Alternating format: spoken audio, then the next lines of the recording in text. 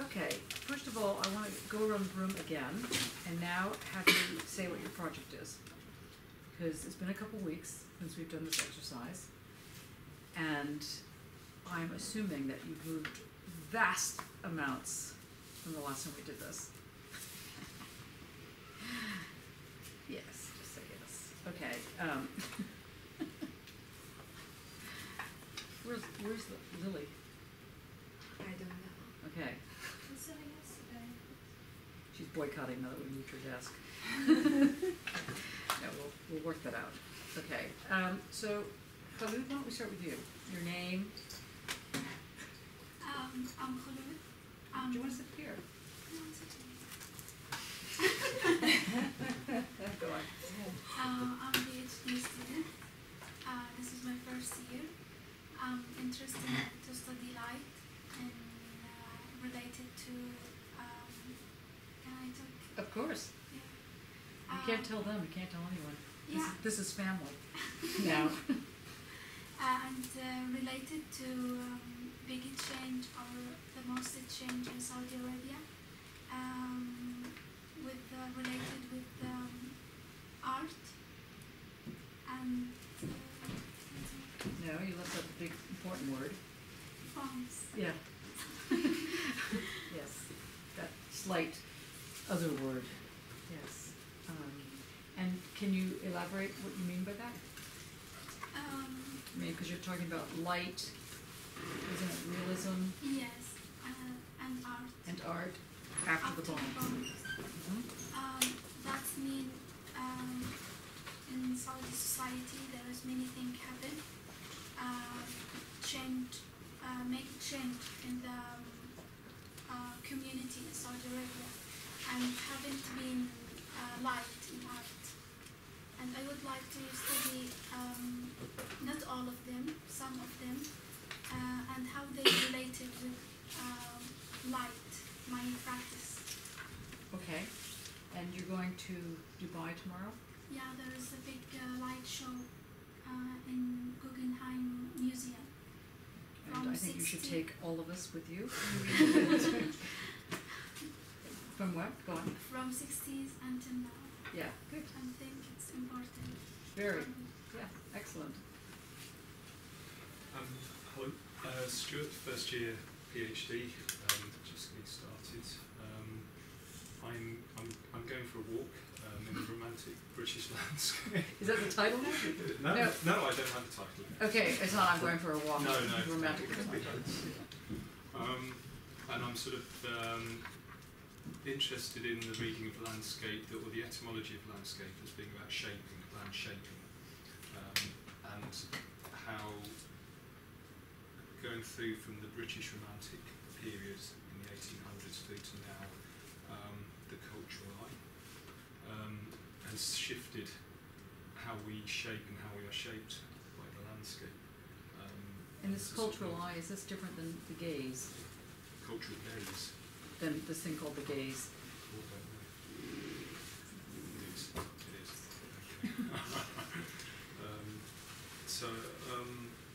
But in there there's issues around shaping and organising, particularly thinking of things like blogging categories, tags, hashtags, that somehow bring things together but don't bind them together. And there's a relationship, something there in how we relate with the landscape when we're actively within it, exerting ourselves, perhaps. And are you going to alert them to your blogs, or is that going to be a private thing? No, I have a blog. What have I called it? Romancing the British Landscape. .wordpress.com, I think is the. It's bad. It's like not remembering your mobile phone number. Yeah, I made it so long though, didn't I? I should have just called it Stuart. Anyway, it's quite interesting, this blog. It's the ways in which you've uploaded different images and your kind of comments on them. Yeah, and your happiness with certain courses that are happening. That's here. right. Yeah, I'm going to be a good boy. Are you? That's very bad. That's bad news. We have to work on that. He raised his head slightly above the parapet. Anyway, we can talk about that later. Sorry, is it Romancing the British Landscape at WordPress.com. No, romancing the British Landscape.wordpress.com. I think it's. Thank you. Okay. I'm Chris, I'm a CFAR research fellow. It's been a bit of a week of really trying to advance my own sort of practice through getting refusals and shortlists for artwork, but also looking at trying to sort of catch up with some of the philosophers I've sort of somehow leapfrogged over in the past. So I've been trying to make, does anybody know that? You know that art movements thing that the Tate does, where it sort of lists artists and art movements? Well, I've been trying to do a philosophy one like that, and so that's really... Okay, a lot of people don't know that. Can you tell them what it is? It's an unfoldable sheet that's about this long, and it lists different art movements and then sort of suggests artists that are within that movement. But it's good because it sort of interrelates, it's all like layers, so sometimes people occur in more than one place at once. So I've been trying to do a philosophy one that sort of is that sort of relational. That sort of starts at the end and going that way. Well, in one of those round tubes, there is a map that one of my PhD students did many years ago, named Anne Cormack. Hi Anne, if you're there. And she did this huge map, and then it became bigger, and then it had different layers. And I've got it in there. I'll pull it out when the class ends so you can take a look at it, because I know exactly where it is. I've got that. And it was really just for my own benefit, because I realised that you study something and you study it quite sort of definitively. You're a bit focused like that, aren't you? And I realised these sort of huge bits that I'm missing. So I've been trying to catch up by reading the history of Western philosophy at the moment. Good. And I'm nearly on Socrates. Well done. Excellent. Okay. Yes, I'm Lauren, and I'm still looking at the notions of event, and I'm really kind of sort of, well, I feel like it's sort of a practice. It's a sort of strange kind of practice when, like, the Kant, well, sort of the fragmented life one leads, and how one sort of has practices to control that, to make windows of time to focus and things like that. But so not this weekend, but last weekend I was focusing on John Griffin's The Quantum Cats book. Oh, how'd you like that? Well, it was a bit repetitive of the multiversing parts, but then he moves on. But yeah, no, there's some key bits in there which are really, I need to now go back and digest the questions. I mean, it's sort of disappointing, but I need to know what he's saying. I mean, it's interesting on one level, but there's like, I want to be able to sort of pull out the key arguments which conflict, but anyway, so I just sort of, to contrast it, sort of, I needed to sort of read that, and I need to go back to it, but then this weekend, it was really funny, I spent, I'm rereading the Gaia translation, so I'm rereading that, and I've already read it in the Meredith, these certain sections, and then... Kant, it's third critique. Yeah. I'm just saying, in case people don't know which I'm translation you're talking reading about. the Pure Reason one. Oh, the Pure Reason, okay. So then I'm reading the Gaia Wood. I read Meredith, one of it, Pure Reason, and then I started this one, and so and I'm thinking, oh, this is quite repetitive, but perhaps that's helpful. So then I get to the end of these print copies that I read, and I realise that actually it's got several chapters where it's like it's the first edition, and then it's the revised edition, and so I was actually like rereading the thing. So it's like I read this bit 3 times now, and it wasn't until I got to the end. I just thought, oh, I probably printed off the same thing twice, but I don't know. It's just kind of like I feel like my life's in this kind of strange kind of looping mode at the moment. It's not really a feedback loop, it's just loop. Yes, but I suppose I'm sort of bringing this up because I think this all relates to notions of event, and also on another level just how one has to negotiate these sort of fragmented times. And I'm thinking of like sometimes when it determines how you do you write a short story or do you write a novel, because of sometimes the windows of time you have do put limits on how you organise. And part of those windows of time make you very different people in the very different windows. Yes. Yeah. So it's very fractured, kind of contrasting worlds I'm in at the moment. Anyway, so 2 weeks back it was the quantum universe, and then this weekend it was suddenly Kant over and over. And so and I need to sort of struggle with that. So, but because I'm sort of still digesting that, I'm not quite in gear to say, oh, my research is about this right now. Well, that sounds like So what that's your it. research is right now. Apart from the fact you wrote a stunning version of the tutorial report, which we should just hand out as good practice, because it's saying something very different than what you're saying there, but it also says it's a parallel structure, pretty much more merely footnotes. Thank you. Mark, What was the question? What were we doing in now? how would you like to say what you're doing now in terms of your work? Well, I do want to objectivity, world spirit, and mystification. And what this means to Adorno, really. Can you just say a word? Yeah, exactly what I was asking. Can you just explain in less than a paragraph what Adorno's notion of object and objectivity Well, means? I think objectivity, Adorno, is that which really, I mean, put it simply, is that which happens to people. It's that which, it's sort of like, without getting into the mystification of saying this is the world spirit, which is to revive another certain kind of universalism. I mean, yeah, simply is what happens to you is the overwhelming course of the world, as it were. And it how makes you that's- be a certain way as a Yeah, result. yeah, That's why it's objective. Yeah, it's in contrast to a purely formal understanding of what objectivity is without the subject, that kind of thing. So Good. look at that, yeah. And does he have? Do you think that he weaves that into the concept of music somehow?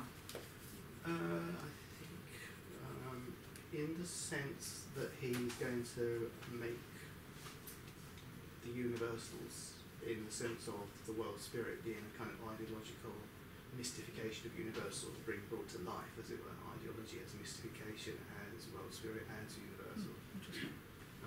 Which, yes, has to do with art, when he says things like... But I mean music, not just art. When he, yeah, no, specifically art in music. music, when he says things like art has no positive control over, So you say no positive over redeeming the value. non-existence and the non-existent, and in the non-existent I find universal. So in that sense, yeah, I do think this has to do with the art, but we're looking at the objectivity bit, that, and how to get that then to run into the Nice. world spirit, and then into the mystification. Interesting. Great. I'm Dane, I'm a PhD student.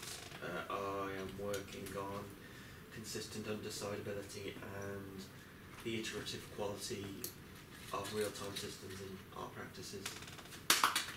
That's very good. Just keep saying that. Eventually a whole thesis will come from that. This week I'm This week. yeah, but I'm still going through Kant's critique of judgment. Are you? Yeah. Yes. Why do you love it so much? I don't know. It's It true. spells things out, but it doesn't close down sort Yeah. of argument. The way the transcendental is developed gives purposiveness about towards That concepts. makes sense, and, actually. And I'm looking specifically at the dynamical sublime and how what he terms the quantum as a magnitude Right. brings in how one separates oneself from nature or understanding and yet still retains a sort of consistency, and how nature as a power and the power of judgment are powers which can sustain different materials or artworks or Well, you know, in Wittgenstein on certainty, he makes a claim around judgments, saying that judgments are the basis of certainty. Do you think that there's a link there with what you're working on, or is that just... yes, perhaps. Okay, well, anyway, give it a think. Go back to uncertainty, the first 25 pages, and see if you can look at how he's developing judgment in relation to Kant. It might be interesting for you there. Okay. Bruno. Hi, I'm Bruno. I'm the artist in resident. I've been looking at architecture in relationship with Baroque ideology, as well kind of a virtual space, and that led me to the monads. Oh no! That Good, is good, what I've good, been looking good. at now. I think it makes sense once that I'm looking at this virtual space, looking to that idea of And the why? monads. What is it about the monad that speaks to you? And I'm assuming you mean the Leibnizian monad. Yeah, Yeah. yeah. And first because I was reading Deleuze Right. and the Baroque, And the fold. the fold, yeah, where you kind of connect that with the monads of Leibniz, with kind of this non-space that helped like kind of an explanation for the Baroque ideology. I didn't have been go too deep to the monads. I think it's a bit complicated subject, but I think it made sense with my work because I always work with this black background that they speak that in the monads, which leads to this non-space or kind of this inside of a mirror. The Taine of the Mirror. Yeah. Have you read The Taine of the Mirror? No, not yet. It's by Gachet. Gasche, accent on the E. Rodolphe Gachet. Do you remember this? Called The Taine of the I Mirror. will say The Taine of the Mirror. the Taine. It's practically impossible to read, but that shouldn't stop you. Okay, it's a typical, irritating book, but it's quite brilliant because it gets into exactly what you're talking about, that kind of affirmative notion. So I start now this project where I have been using or trying to use black mirrors and using these perspectives. And what is a black mirror? What is a black mirror? The black mirror is something that I pull from what I have been reading of these monads, this black reflection, and I use like these fluorescents. I have been using these fluorescents acrylics, and this reflection. Eventually, in my head, everything starts to connect there. This reflection of this green acid perspectives, which have to do with that notion of virtual. So I'm kind of trying to create this parallel between this kind of philosophy with the architecture. By the way, there's a big AHRC grant going in architecture in Manchester, if you're interested. They just put a call out. In fact, if anybody's interested in doing architecture, specifically related to architecture, so I'm not sure if you'd be interested, but Teresa Stepani, who is very brilliant theorist, is there, and it's sort of her thing. I expect you to stay here, PhD, but just in case. Okay, thanks. Thank you. Okay, I'm Mariam, first year PhD student, and I'm from the School of Jewelry, and I'm interested in interactions between jewelry, cooking, and science. And I work with edible materials, but I would say it's not about, it's mostly about ingredients rather than food. And most of the things that I make, they're not necessarily variable, just because it's more about subject jewelry rather than object jewelry. And what does that mean, subject jewelry versus object jewelry? Like the things that because jewelry is not about it's not always about variable materials. It's my work, it has a very strong connection with the body because it's about food and just And consumption, yeah. yes. And I make objects rather than making variable pieces most of the time, and that's how it turns out to be. And Do you know Kelly Oliver's work? no. Kelly Oliver. And once you track her down, you'll track a whole bunch of people down that are artists using edible food or somehow dealing with the food question, as it were, in their work. So it might be useful for you. Okay, and Do you feel that you've moved on in your work since you said this the last time? yeah, What do you think you've pretty done? much still the same. The more things change, the more things remain the same. Yes, I mean the whole project is sort of the same. It's just exploration of the material and the studio work that has moved forward, And- rather than the topic of the work itself. Are you working with a machine that has blood going through it?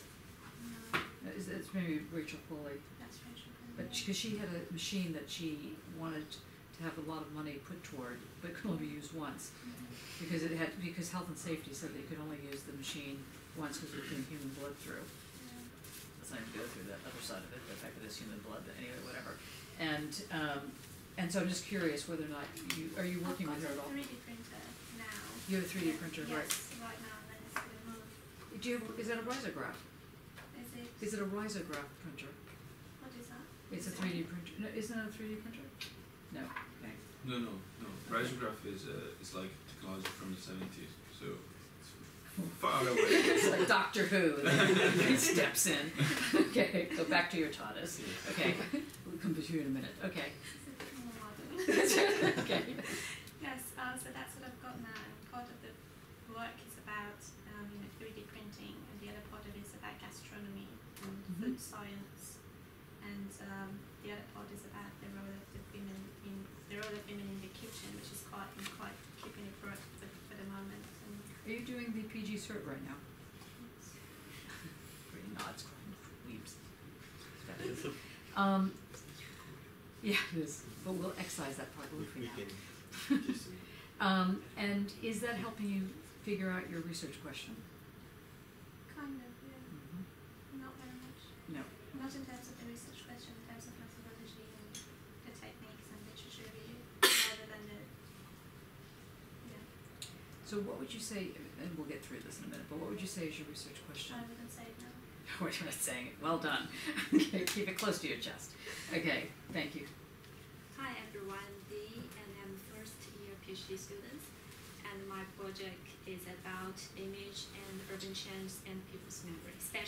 I'm especially looking at the urban change in China, and this. And the rapidity of the change, right? So because we had D time, or we had China time. Yes. Out of yes. you, yes. Yes. Okay, right. And it's moving, but not a lot because I have sick for 1 week and I haven't done anything of it, but eating the porridge. I've been talk with my supervisor, and he thinks I need to organize myself to decide what topic I will look at, what area I will look at, and at the end now is figure out 4 areas. One is, of course, I will look at the documentary photography, and the second is contemporary photography, and the third is family urban, and first is the postcards. Postcards. Yeah, so that's the 4 which maybe will be the answer of the tutor's questions. But now in this stage, I just think about, because these 4 areas, documentary and contemporary photography, of course, is the object I need to look at. But the family urban and postcard mostly is my interest, and my opinion thinks it's related to urban change. So at this stage, I'm thinking of how to make it looks more related to my project. That's what I'm doing now. And yesterday I've been to London. Have seen a very good show at Barbican Yeah. Center, and it's called Constructing World. It's about they have over 80, maybe not that much, but a range of the photographers who is documenting the urban changes in different countries, especially in American. Not really about China, but it gives me a lot of ideas about what exactly photography means for the urban change.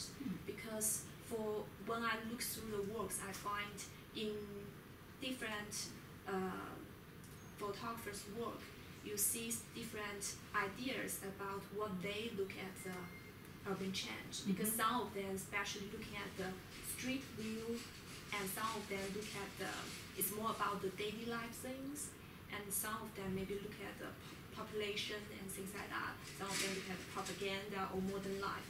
So make me think, it's a lot of different ways can think about the urban change. So now it's more like. Do you know Derrida's work on called The Postcard? Yeah. Okay. First of all, it's also impossible to read, but that doesn't again stop you. But it's about how things circulate with a sender and a receiver, and how that creates a certain form of a circulation, which creates the circulation of ideas. And anyway, it gets into this. So that might help you. Derrida, D-E-R-R-I-D-A. D-E-R-R-I. No, D-E. D-E. R-R. R-R. I-D-A. I-D-A. Jacques. J. J. Okay. I'm Ed, I'm a first year PhD student. I'm trying to do some thinking around differences in modality between media as social, sensible knowledge, and that is a way of thinking through what the curatorial might mean within music practice. So when you say media, you don't mean like television? No, I mean media as in painting or sculptural objects or sound or Good. the body. Yeah. Mm-hmm. And one of the questions you're thinking about is the question of subject and object, right? Yeah. And so, I mean, that can be one way of looking at that would be the difference between the gaze and or the eye and the ear. Mm-hmm. It would be one way of thinking of that. But there's a whole set of theory that we've talked about that I'll be working my way through. Okay. No, it's just that people can hear it, help you. Send me this one. I was kidding. What were you going to say? I was just thinking like whether you're writing the bells work, you might be interested in this. Yeah, and I've got a couple of his books, and I've heard him speak as well. So I'm interested in where he comes from. He's got a new book out, which is What is it? I haven't read that one. I can't remember what it's called. I just saw it. Okay. He comes partly from Armour Schaefer as well, doesn't he? That's probably a large part of it. So it's acoustic ecology. Yes, yeah. Hi, I'm Alberto. I'm a painter, a first year PhD student. I'm working on how to turn visual attention towards listening, and recently I'm trying to investigate how to use visual noise, not just for lowering the definition, but also for engaging with that, with the composition itself of the image. So one of the things you just sort of slipped in there is this thing called, this concept that you're playing with called visual noise. Yeah. And can you just let them know what this is, just so we've got a new concept on the... Noise or dirt, it's something that shouldn't be part of the system, let's say. So how to use something that is dirty, something that might be surprisingly part of the system in order to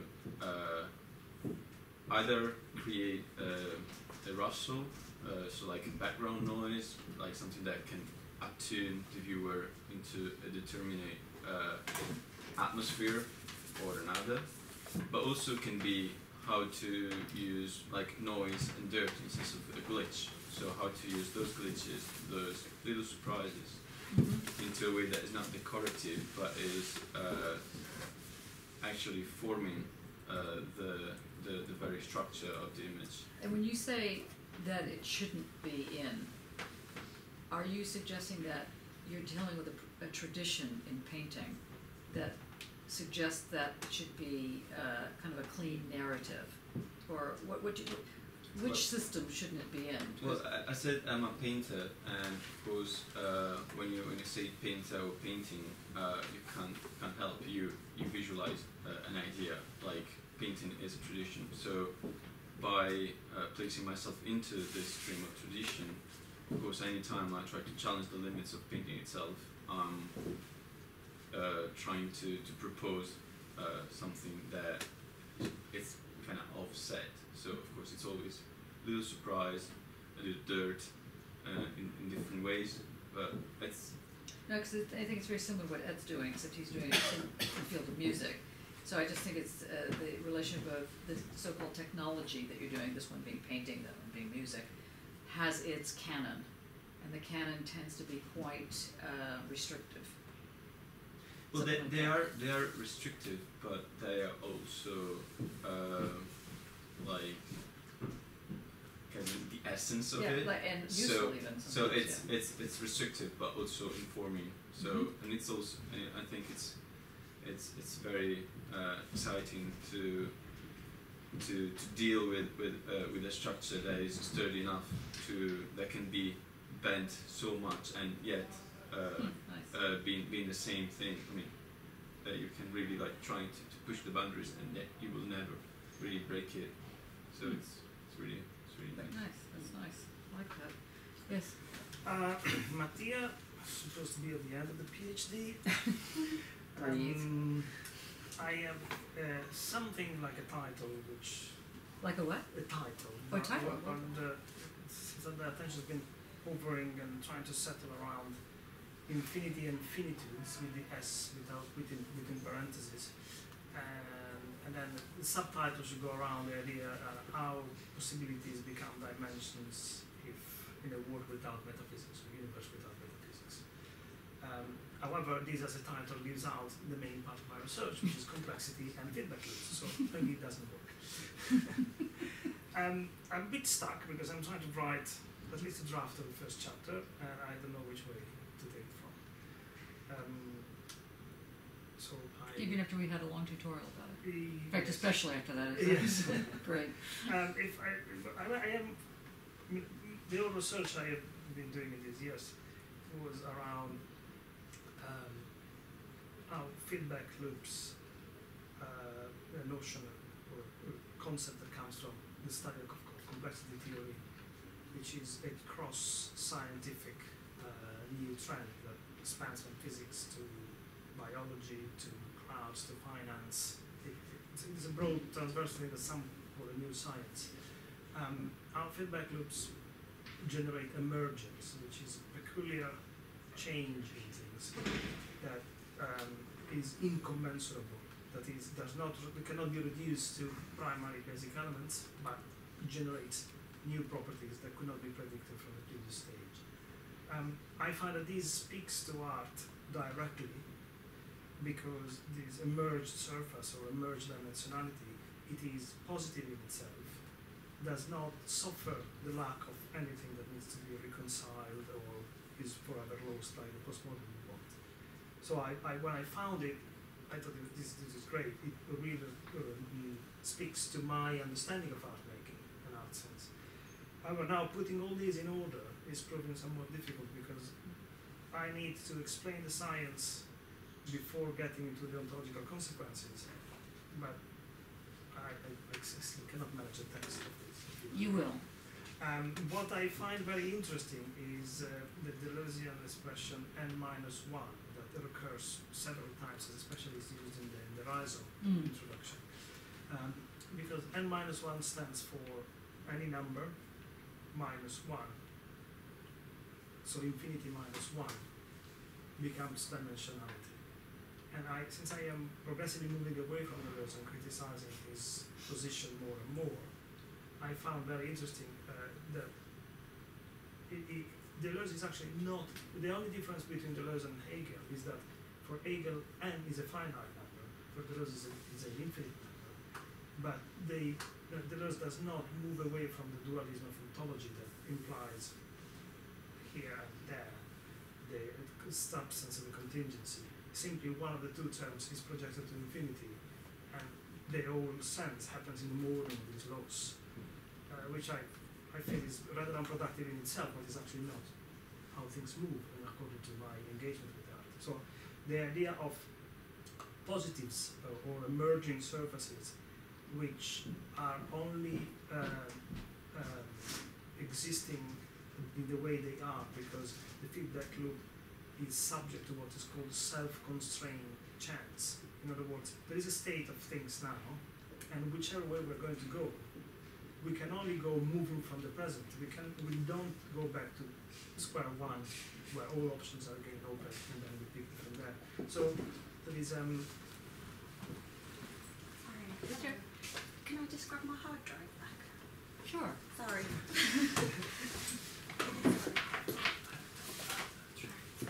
Thank you, sorry. Is Jo out there? No, it's me. Is she okay? Do you want me to tell her to come in if she's around? Well, yeah, she sort of left, and I wasn't sure if anything was the matter. Oh, okay, I haven't seen her. Okay. Sorry. so these very peculiar way of moving from one stage to the next. It's very interesting because it resets. Sorry, I lost my train.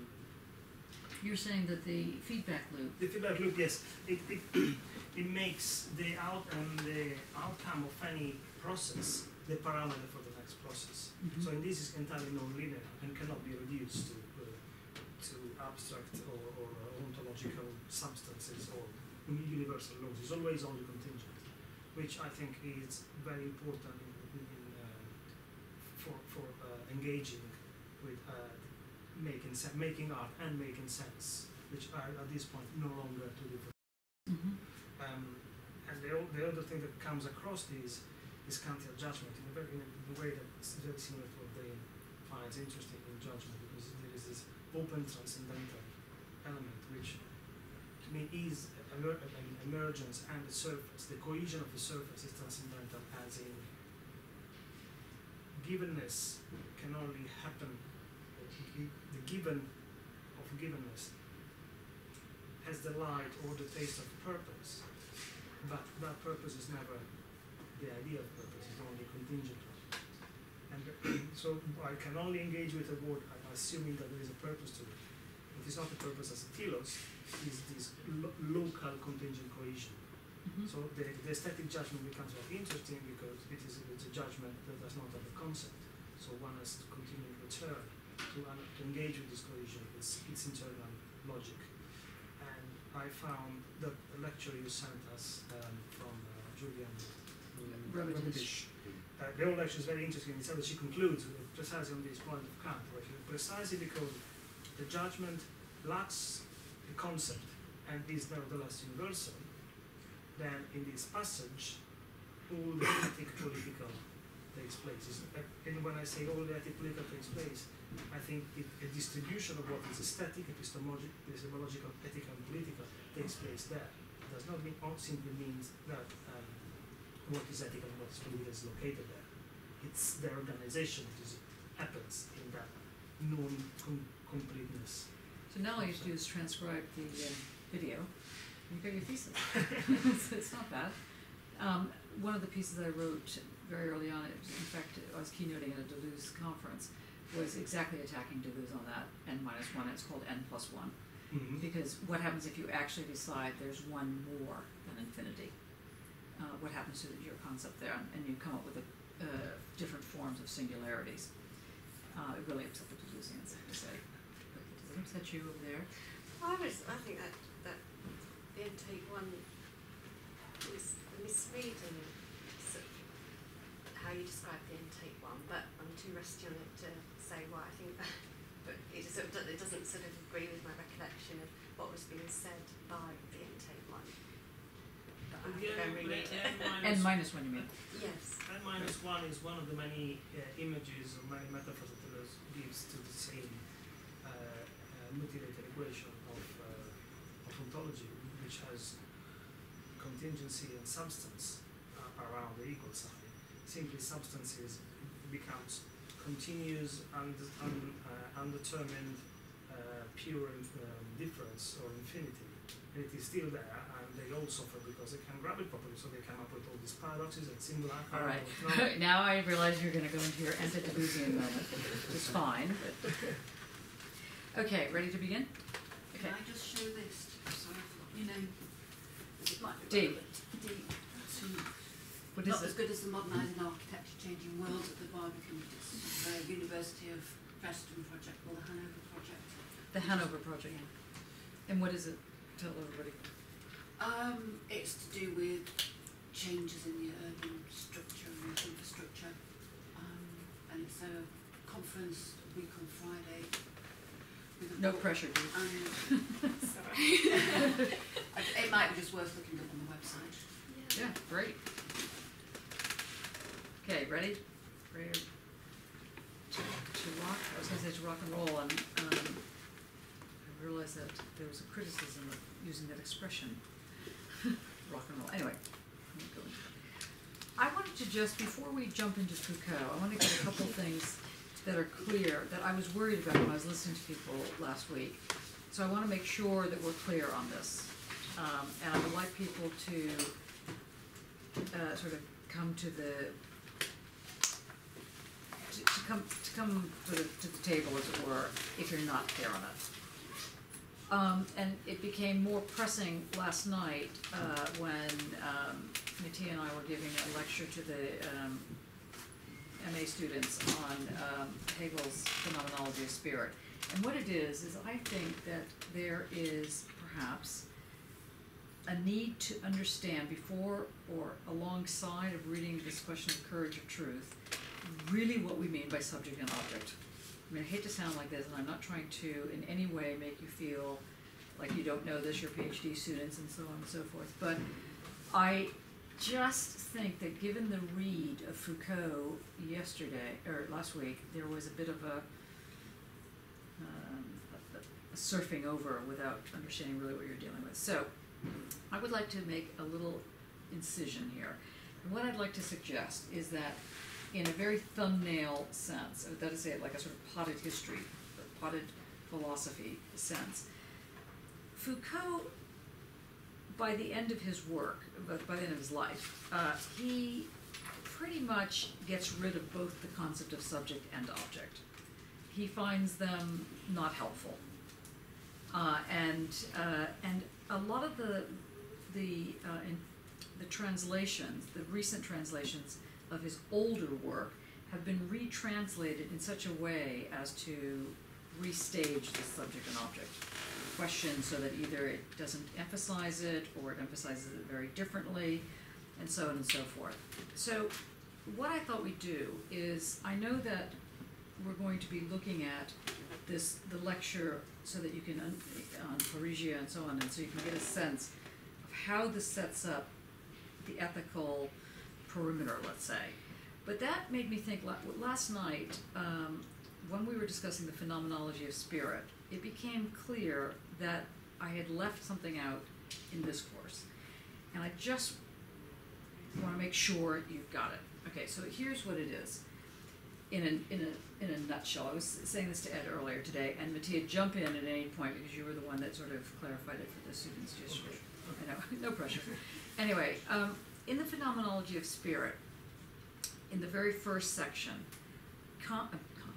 Hegel explains that the position he's coming up with has to be understood as a science.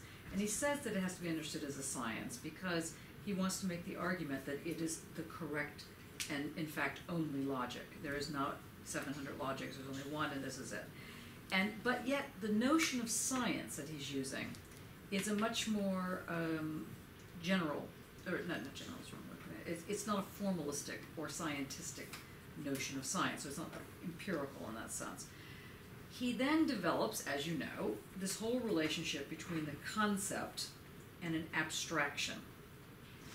So for those of you that are not involved in philosophy of science, don't die yet here, okay? Just stay with us. Okay, so the question of the concept is what is going to allow certain arguments to be made and other ones to be ditched. Because often with the concept, often people confuse at many levels description with concept. And he's saying that it's only when you're working with the concept that you are invoking a certain form of the science, and the science is a form of knowledge. Okay. So the very first, or the very one aspect of what's happening in the phenomenology of spirit is that Hegel is saying that all things, anything, has its other side, as it were, its not side. And that not side is directly attached to its other side. So anytime you look at anything at all, it brings with it the not and the something at the same, they're glued together, so they can only move in tandem. The not can't be bigger than the something. Does that make sense? Just nod or die. Okay, good. Okay, so he then goes through a whole series of things like sublation, and then it creates the synthesis, so the thesis, antithesis gets sublated, it creates the thesis, it comes back around and forms the ground. The ground goes, this movement of the dialectic happens enough times that eventually knowledge is the highest form, which also forms the ground.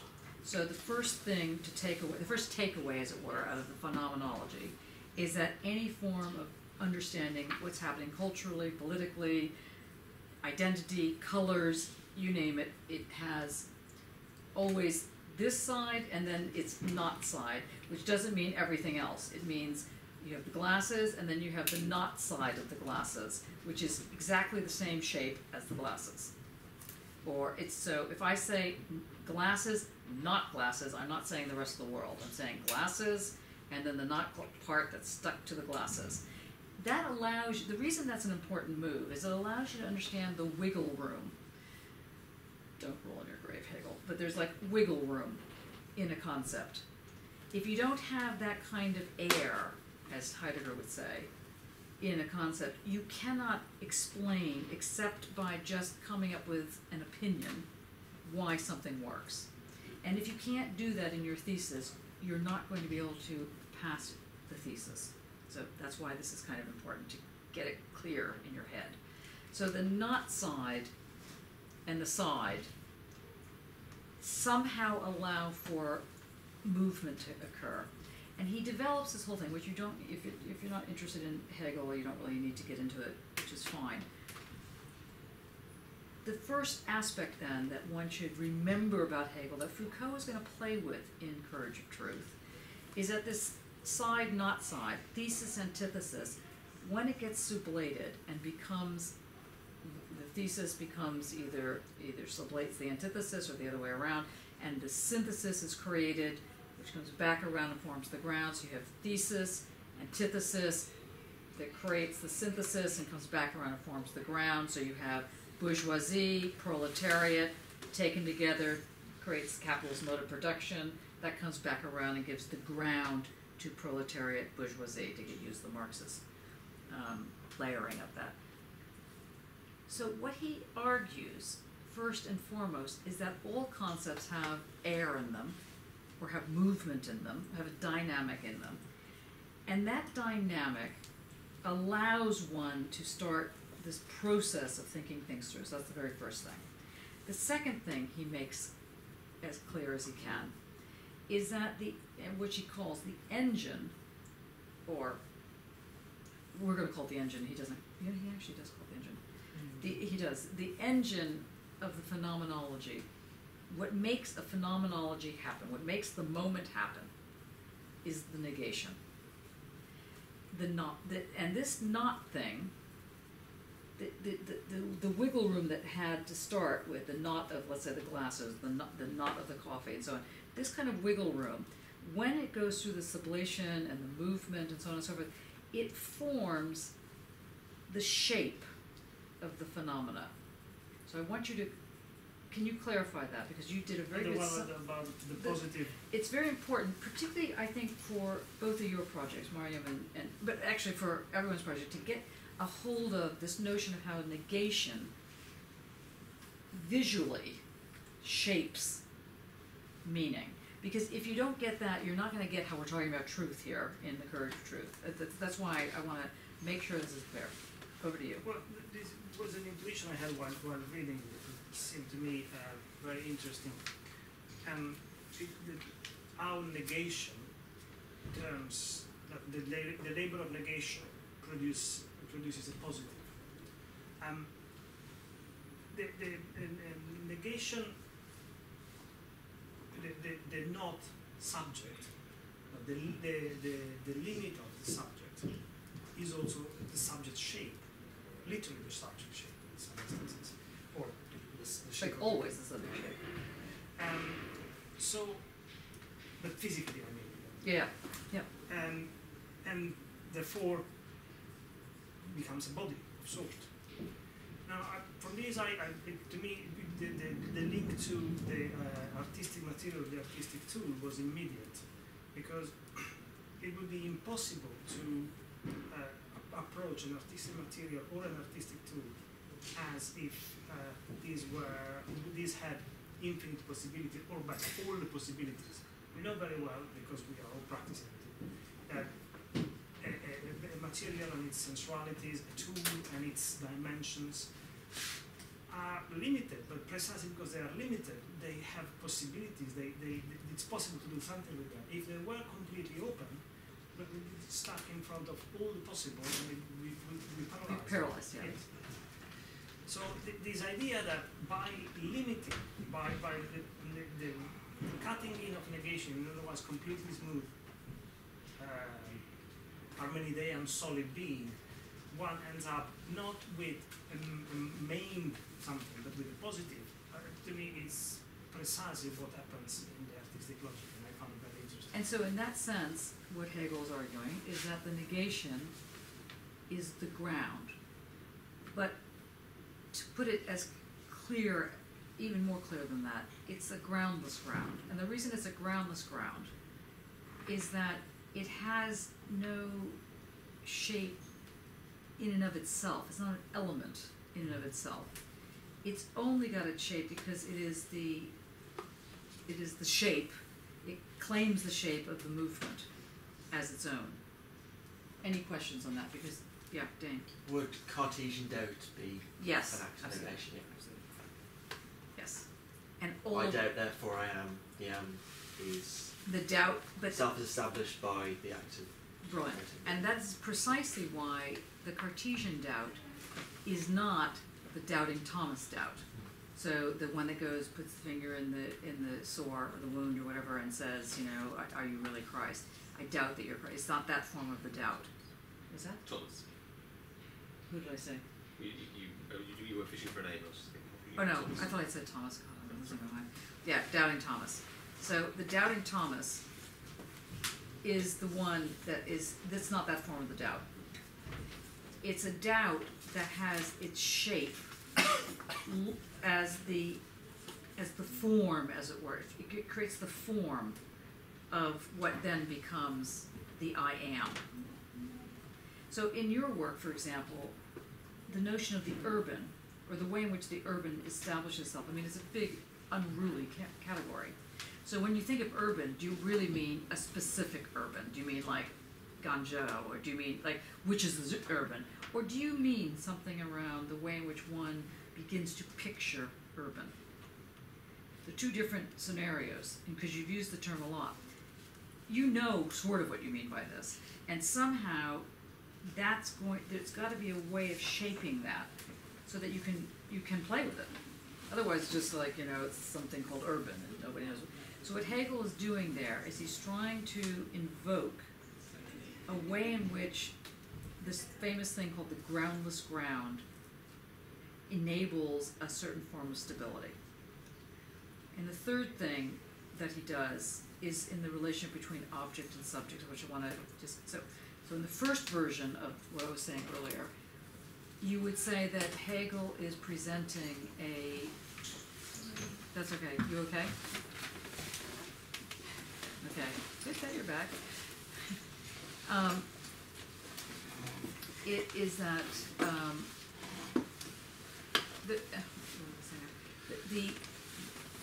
the first thing that he's saying when we're talking about the dialectic is that all things are subjective. But what he's really saying also at the same time is that that which is objective is shaped or has its shape through the negative. And then he finally says this relationship of the self, and that's where I wanted you to mention that third thing, so we can talk about the philosophy of right, really, and then we're done with this and we can go into Foucault. Oh yes. So in other words, you know, I myself, so as myself, I then go and have the object out there. Okay, then, Okay, I'll start the ball rolling, and then anybody else can join. Maybe Mark, you can join in on this too, on this thing. So, on the one hand, we know that the glasses and then the not glasses, it's stuck together. But there's another moment where the not glasses is out there, is everything else out there, and the everything else out there at that point in this part of the argument are the objects. The self, who's already gone through this process of this subjection, is in relationship to that which is out there. And Hegel is developing this relationship of the object to the subject so that what becomes made manifest is the way in which the materiality of something becomes.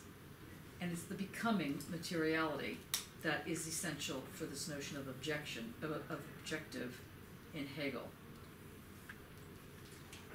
Yes, Mark can also help me here now. The becoming is a process of becoming conscious. As something. And then, which Hegel calls sublation. It's a realization that what first seems older than the subject, opposite to the subject, because it is everything the subject is not, then is recognized, does not reveal itself, is recognized by the subject, that is the dynamic movement, as part of it, the older part of it, without which the subject is not complete. And then so that's then taken in. And it's taken in with the process of taking it in. So you have the self, and the self is the subject, and the subject understands that whatever else is out there isn't the subject. Yes. Step one. But at the same time, then, because these are obviously logical steps and Not hierarchical chronological steps, yeah. At the same time, realize that without that out there, the subject would make no sense in itself only. Right. It would be abstract. Right, so you have to have an out there in order for the subject to make. First, the subject has to realize there's an out there. That's you can get into Freud even with the separation, and the child realizes suddenly the breast is not itself. Mm-hmm. Right, so child realizes the out there. Then realize that without that out there, the subject itself would make no sense. The example we used yesterday, as simplified, was if I were alone in the universe, I would not have a life. I might be maybe biologically alive, but there would be nothing. And equally, if I were as big as the universe, with no other mediation and no other person to play with, my life would be nothing.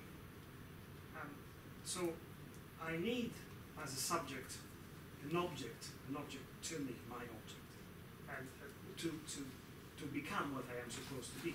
And that once I realize that I need that object to become what I'm supposed to be, then I take it into my subjectivity, and taking also the process of thinking. Yeah, all right. So you've taken the subject. You've Sorry, taken you've the taken the object. Yes. But you also taken the process Yes. of taking in the object. Mariam's work. Mm-hmm. Absolutely. In this, so it's out there, comes in, and this becomes part of the materiality that is both subjective and objective. And then, how does that manifest in consciousness? In the conscience is something that's conscious. Well, it is the process of knowledge that goes from intuition to knowledge by the sense certainty and intellect. That's in a certain sense is a bit more traditional as a process, because it's not very different than what Kant describes as in their steps. But the difference is that it moves from a subject that is abstract and progressively becomes concrete, that is together with its object. This is why it's called now correlational, because it is. This is why what? It is now called correlational, this model, by the new speculative realists, because I don't think it's right, but the subject cannot exist without the object, but the object is then realized as part of the subject. Anybody have a question on this? Because the rest of the seminar rests on that fact. Either you love it, you hate it, you don't know what to do with it, you think it's great, you think it's stupid. You need to understand what this is before we get into this different version of self. Yeah. Maybe there is another detail that might be added here. This process implies that there is already an horizon defined, a boundary, and it is sublation of the object by the subject. This boundary is progressively filled. And at a certain point, it is all filled, and this movement ends for Hegel. And what's that called for Hegel?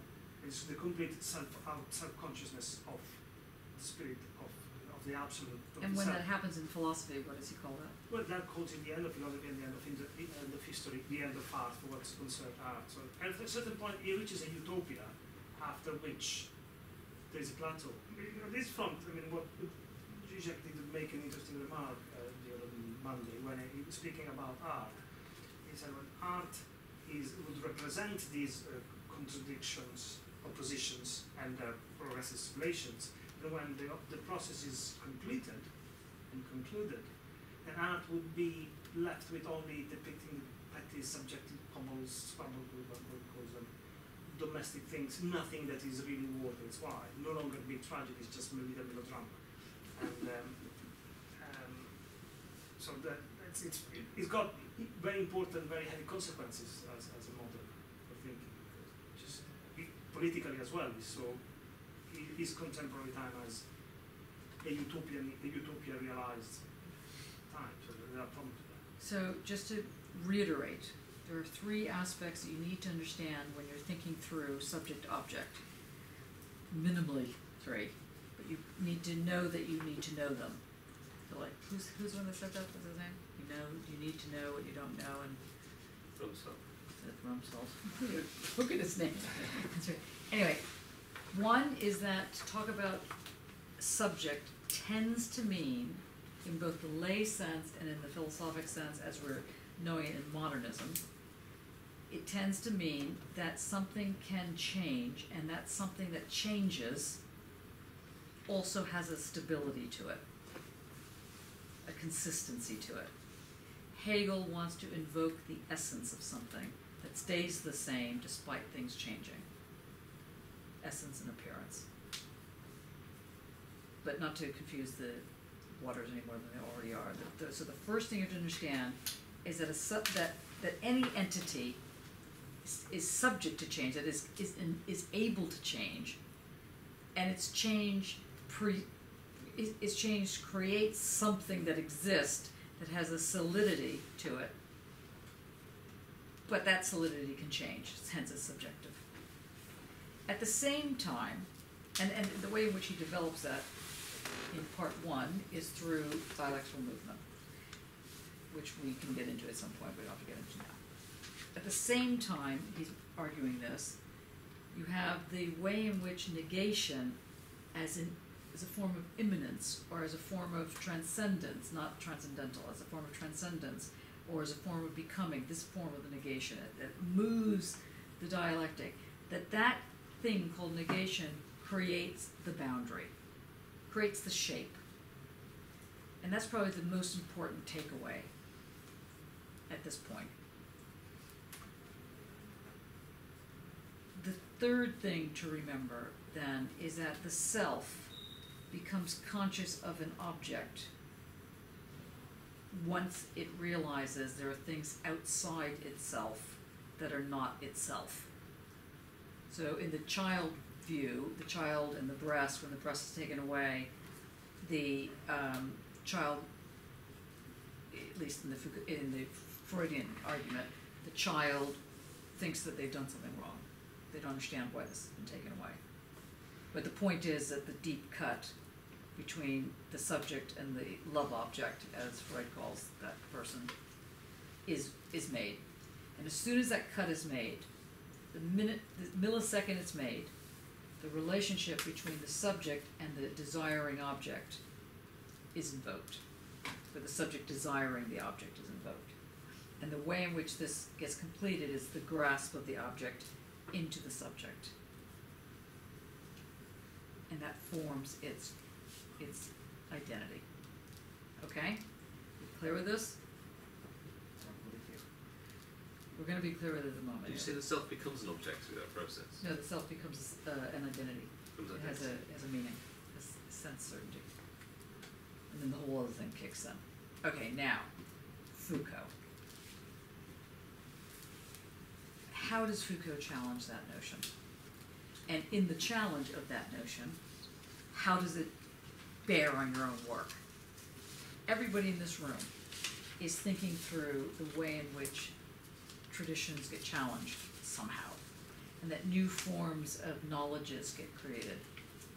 And there's only so many methodologies you can use to come up with this. There is the dialectic version, either Hegelian, Marxist, or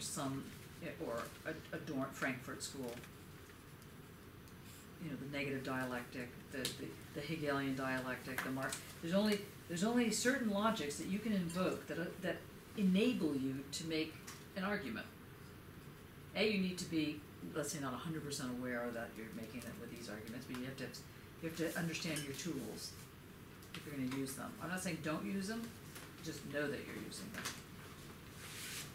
The other type of methodology can be a pragmatist thing. John Dewey's work, for example. I don't know how many people have ever come across John Dewey's interesting philosopher, or James, Henry James, William, that whole group with the way in which one understands language games in the most formalist sense. And sometimes Wittgenstein comes into that and sometimes he doesn't. And the third version is what we're loosely calling discursive. Now there are different other methods, like for example you could settle on a Wittgenstein way of doing language games and how judgment is put forward. That would be another method. But for the purposes of trying to give you a handle on this so you don't go off many different directions, Foucault and the Foucauldian sort of lineage is challenging at its core what I've just said, or what Mattia and I have just said, around this relationship of subject-object. For so long, in the argument about politics and art and science, there was always what is object and what is subject. And sometimes it went to, and by the time Lacan came onto the picture, we got to the discentered subject, then we got to the death of the subject. I mean, it's really, you could cite the whole 70s through the noughts as something was happening to that bloody subject. Living, dying, half dead, radically autonomous, semi-autonomous. These things were happening because people were trying to figure out this way in without requiring perception. Because once you invoke perception as your tool, you don't have a leg to stand on. You don't have an argument. You might have a good novel. You might have a great story. Back to Hume. No, not back to Hume. Hume is more around, because he's following, he's dealing with artificial, he's Locke, Yeah. the empiricist, yeah. So once you start having this notion, or actually G.E. Moore even, you could go to G.E. Moore's work, where he says, this is a hand and it's self-evidently a hand, and how do I prove, you have to every now and then take it on sort of as a given, I'm showing you a hand. And Wittgenstein is saying, well then what is to be tested by what? Do you test your eyes to see if you're seeing the hand properly? And then if you test your eyes, what test do you give to prove that, and it keeps going back, how far back do you have to go before you can actually say it is a bloody hand? Or do you just say, look, it's a hand, people, just get over it? It's like hate philosophy, it's just, it's too painful in the head.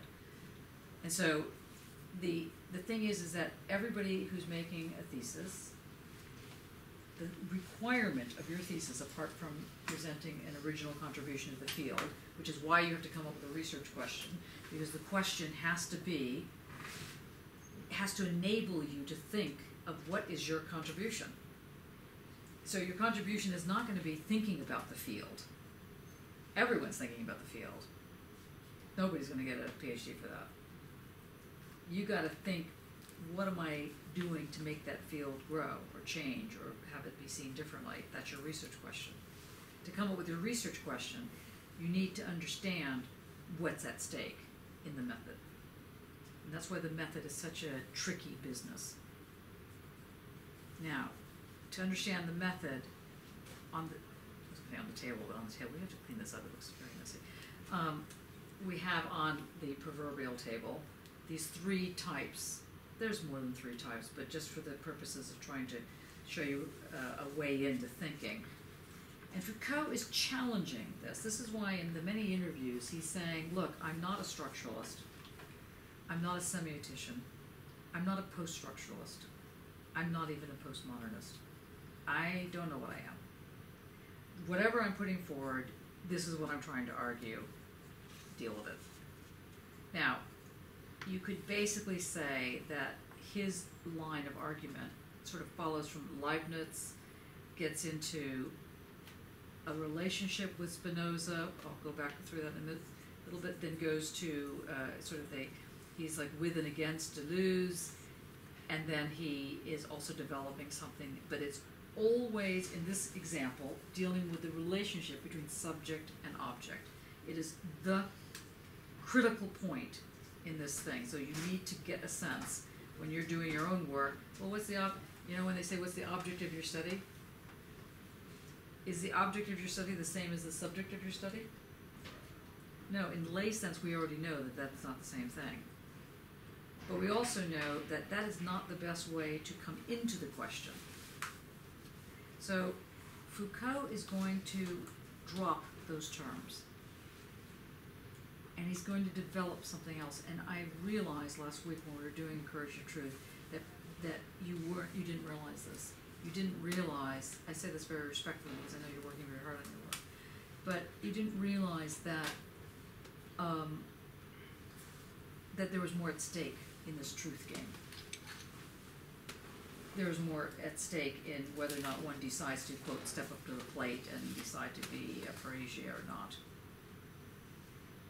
So now, what I'd like to do in the seminar, first of all, is to, are there any questions about what has just been said? Have I just beaten you to death? I mean, it's like silence. No questions. I think I have questions, but next week. Next week? Yeah. Okay. Yeah, I just need to think about it. Yeah. Okay, so now I will ask a question. What do you think would be the translation of subject and object in the Courage of Truth? If Foucault basically gets rid of subject and object, how then, what takes its place? Because we now know that one of the great gifts of Hegel, and it's a gift that keeps on giving, is negation. And the way in which negation creates the edge. Mandelbrot is using fractals to do this. He's making the argument that the roughness of a edge has to be understood through a feedback loop and not a dialectic. That's the short version. Foucault is saying something, again, differently. What is it? Because otherwise I don't understand why we're looking at Foucault. We need to understand he's wonderful, I love Foucault. But what would you say is the matter with Foucault, is the material object of the argument here? Last week, maybe I'm completely misunderstanding it now, but I had the impression we had reached a point where the combination of risk and trust would open the space for a relationship. Mm-hmm. And therefore project at the end of these reciprocal, it doesn't have to be two, it can be many, but these reciprocal exchange or reciprocal but opening, we put subjects at the vertex of all these exchanges, these open by the exchange. And I say subjects plural because in this way there would be no object, because it requires an activity from all sides. Okay. So what is the core relationship that Foucault is developing in this? Well, you were insisting on the sexual being the base of these open the relationship. Okay, well then if that's what you heard, that's not. But not sexual relationship, but this sexual as in a mode of opening. That is the one that requires risk and trust. Obviously, it's speech that he's talking about. It's very the true speaking. But what do you need in order to get the game going? So for Hegel, he says you learn that you are this self with a conscious. You're awake. That form of not a conscience like a conscientious objector, but you're conscious of something, and it's out there. What's Foucault's version of that? How do you learn who you are for Foucault? how do you get who you are? How do you figure it out for Foucault? What's the difference between Foucault and Hegel? It's relation. It's what? Relation. It's a and what is that relation? How do you figure out who you are? So it's through analysis, not comparison. And what is the analysis then? It's when you create a form of that, you want something to the other. Close. Close. One could say that the tane of the mirror has something to do with this. The tane, the dark. Okay. For Foucault, it has to, there's something about a stylistics you have to think about, and something about invention. These words kick off anything. Modality. And what do you mean by modality? It's a relationship to truth through a form of through a way of being, or through a way of caring for another. So it's when we were talking about gift, or the way in which an economy is made, it's not the passage of the one thing to the other, it's what's made as a result of that passage. Right, so the process of the passage is in fact the passage. Yeah. Okay. But there is surplus, or there is it's what's made as a result of that passage, in a sense, is the truth, or that's how truth is formed. Right. Okay. Can you open the window? Is it warm in here? Or am I just dying? Yeah. Thank you. Well, I thought this quote bit was good. This is a key bit. What page are you on? Page 163. So. Of what text? Just Foucault. any. So, Okay, yeah, okay. 163, so now we're gonna, once again, have the varying versions of this. What lecture is it? it's the 29th of February.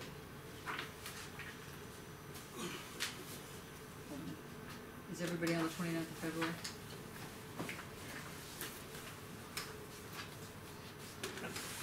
This would be good. Thank you. Information. I can't find it on that page. Okay, go on. So how the objective. Where in on page 163? What is it? Where on page 163? Well, it begins how the objective of a beautiful existence and the Okay. task of giving an account of oneself. Okay, say it again. How the objective of a beautiful existence and the task of giving an account of oneself in the game of truth were combined. Oh, then I've got parentheses.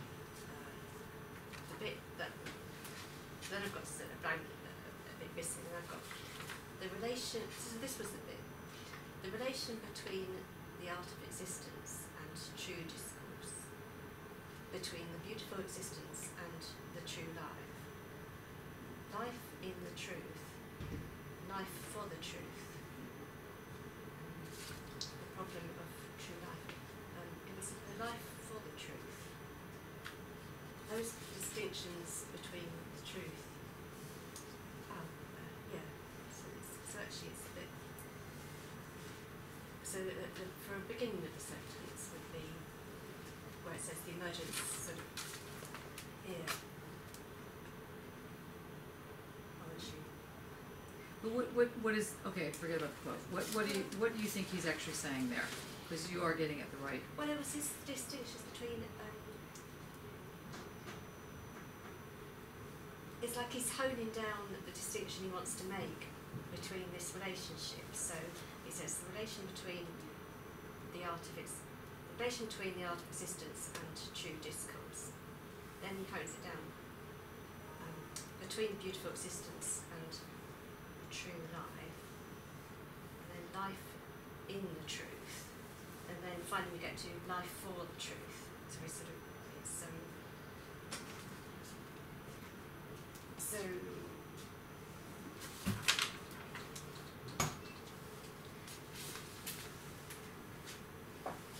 sorry. Okay, well, let's try it again. Getting warmer. In your work, let's say you took the Hegelian move, in a very crude way of putting this, so I apologize to Hegel at all. You have the subject, and you have this thing out there, the object. Now, the object is much more nuanced than just a static entity. The subject is much more nuanced than just, this relational thing and so on and so forth. But we know at some point there is a sublation that must occur that then creates the whole movement. What's Foucault's relationship? Because like Stuart, in your work, for example, sorry to pick on you in the middle of trying to find the passage, but in your work, what you raised last week was, well, does it have to be a human? Does it have to be a sentient being that you are reflected back to? What did you think is the answer to that in the end for Foucault?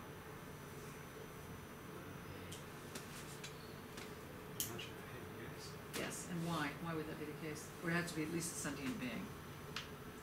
Why would that form the form of self and trekking out into the mountains wouldn't necessarily do that? Because would that be to do with the sort of mutual aspect? Parahesiastic relationship, that it needs to come from both sides. So you could almost believe that it can happen. You can't assume, you can't question a mountain or a tree, or whereas with a sentient being, there's an ability to establish that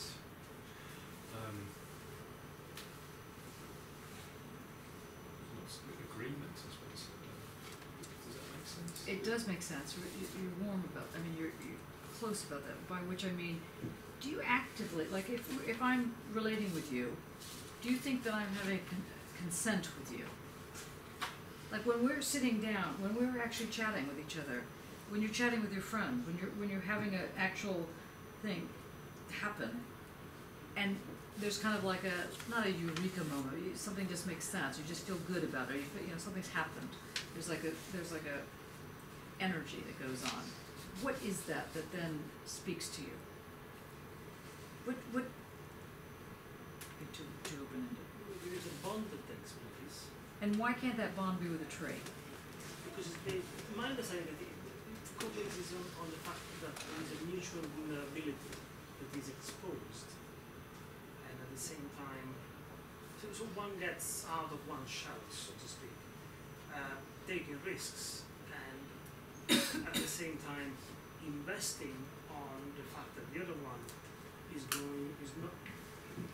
not going to be aggressive or attacking necessarily. So I take the risk of coming out, trusting that the other one will take a similar risk of coming out, and therefore the meeting then will create a bond, the relationship. So the idea of being sentient, immediately recall this idea of being vulnerable, where the gain of pleasure, all the positive that can happen in meeting, is always accompanied by the risk that the meeting can actually turn out very negative. And that seems to be, from what I have read so far, I haven't yet read it. I think you're right in that sense, but why have 20 lectures on it? That seems rather straightforward, friends, you're bonding, something happens. Why would Foucault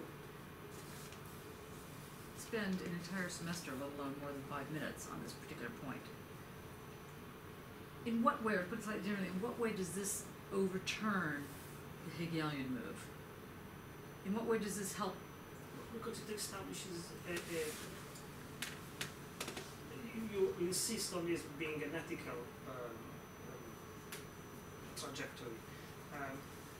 But even more directly, I can grasp better why it establishes a political distribution, because there is no hierarchy in this distribution. For Hegel, it is strictly hierarchy, because the subject is the first moment. It goes out of itself into the object, but then the object is just there and constantly taken back and actually reveals that he is part of the subject, and the subject is actually the overall subject. So everything fits in it very specifically in a very specific place and cannot be out of that place. And is in function of the full completed consciousness that should be reached. While in this case, if one more individual joins the conversation, this thing is expanded by one more, n plus one that we mentioned earlier. So it opens up middle rather than having a center. You say a meadow. Yeah. Okay. Yes. Or a dwelling. A dwelling, a clearing of the. Clearing. I didn't want to use the Heidegger. The Heidegger move, yeah. But A nightclub. a nightclub. No, really. Mark, were you going to say something? No. I think sort of when there's the reference to false opinion, that would be being indifferent, as opposed to sort of like this life for the truth, where that demands not being indifferent. So. But if you're climbing a mountain, for example, you can hardly be indifferent. Well, the thing.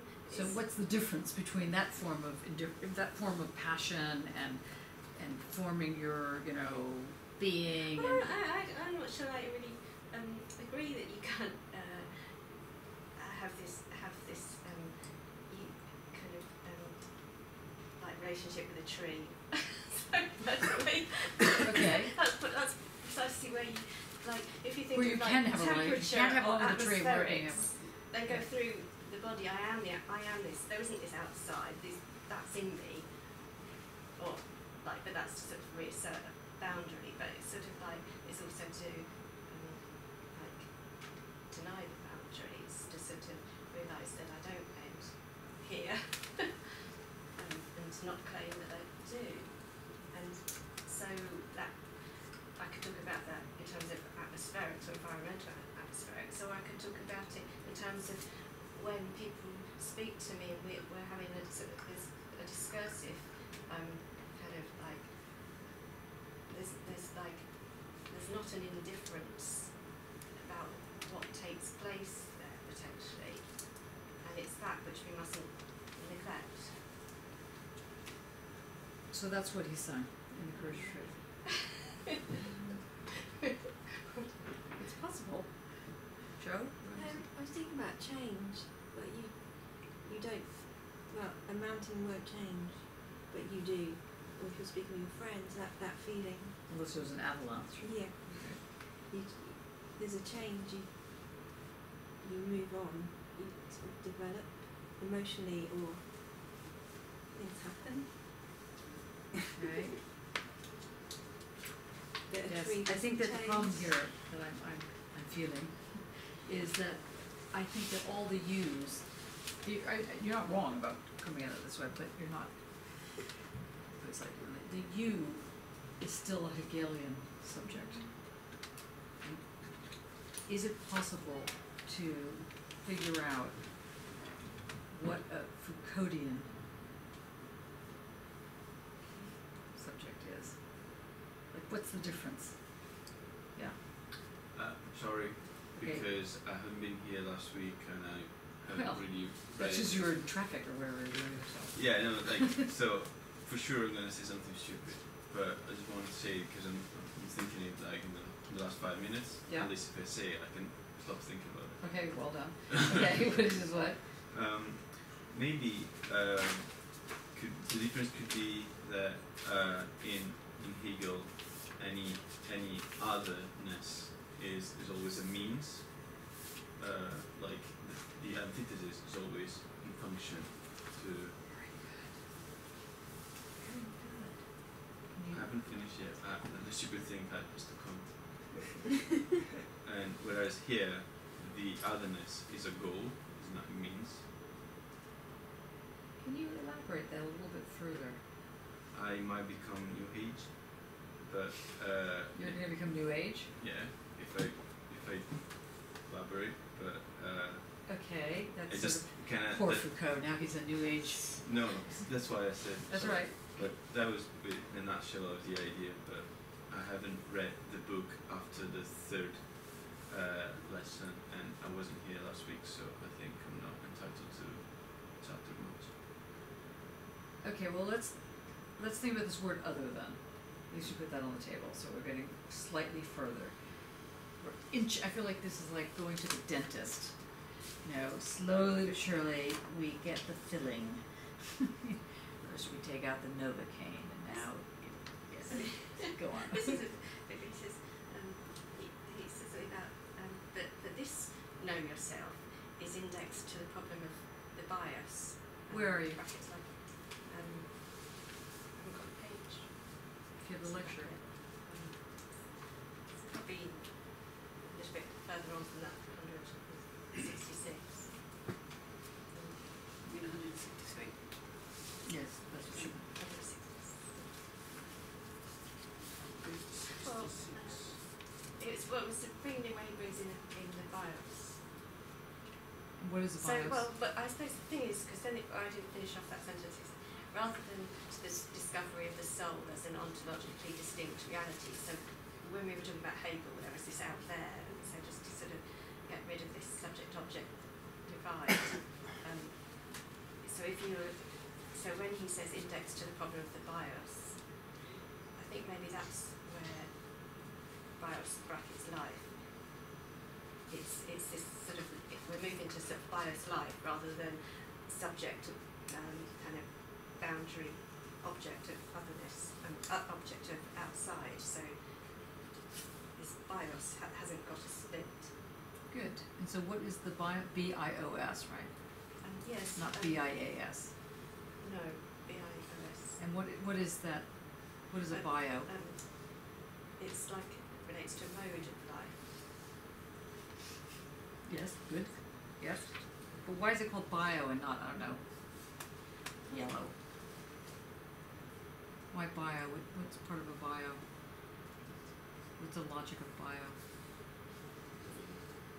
No. It's organic. It's organic biology. And so there's something about the organic that he's bringing in.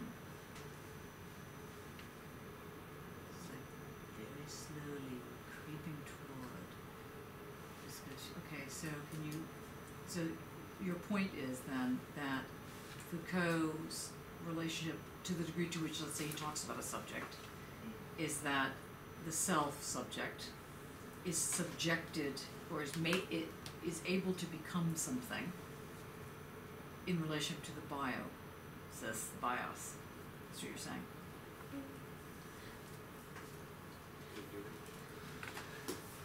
And why is that New Age? No, seriously, I mean, but why is it any age? I'm trying to get it. I feel bad, guys, because you're very quiet. I don't know if it's because it's just so difficult that you're losing your minds, or that Well, you said it just doesn't make sense to you. Well, you contrast this. It's the psyche, or the PSUKHE. Yes. This bios. And what is that? And well, it's the question of the soul. And so it's about the question of how the soul exists, whether it exists as like a distinct reality, or whether there's no longer as a soul, but as life. So he's moving from soul as the ontological distinct reality to life. Sorry, too really late. I pulled out the important bits, but now I can't say them. Okay, we're getting. Chris, are you gonna say something? No. D, is it just painful? What are you guys hearing?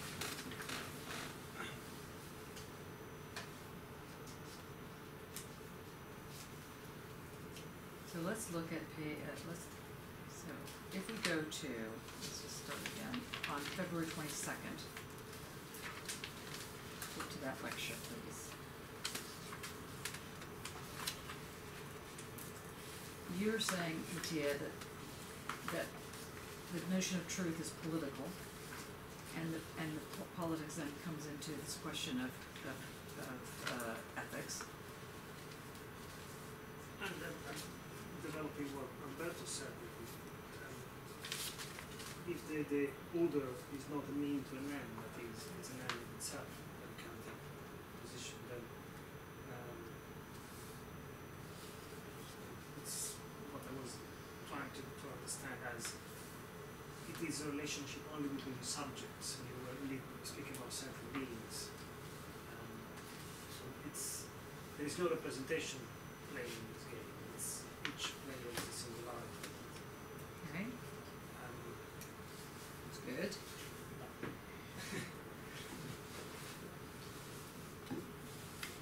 Does that have to do with the othering of the self? Mm-hmm. Can you elaborate that? Well, in essence, when you through a telling the truth or through a discourse with another, then I'm both the other to this not I, but also the other is a in a sense it's the other to my not I, and there's something there. Plural. Yes. And what? Yay! And why is that significant and not New Age? Well, that's why it's not a tree. That's why it's not a tree. Why is it not a tree? Explain that, because I don't. Say again what you just said. In a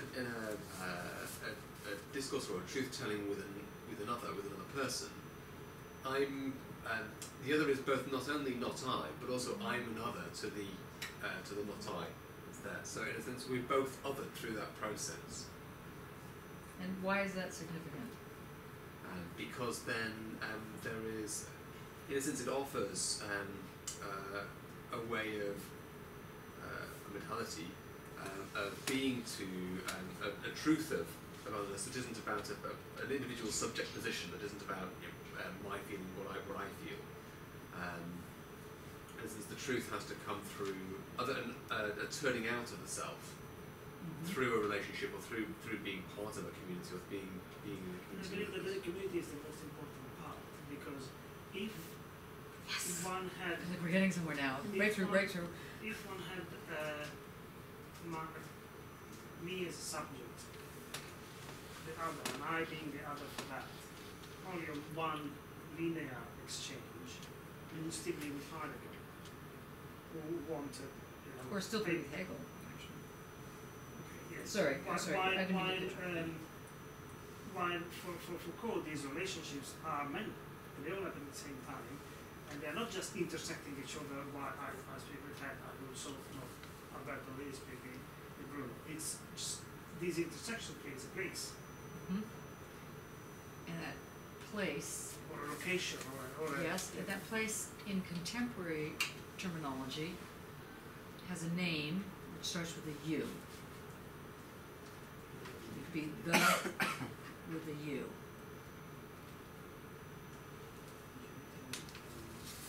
And it, oh, good, we do hangman. Okay. I've been missing that. The Yeah. clue. What, I'm sorry, my mind wandered. What was supposed to be Utopia. guessing? Nope. No place.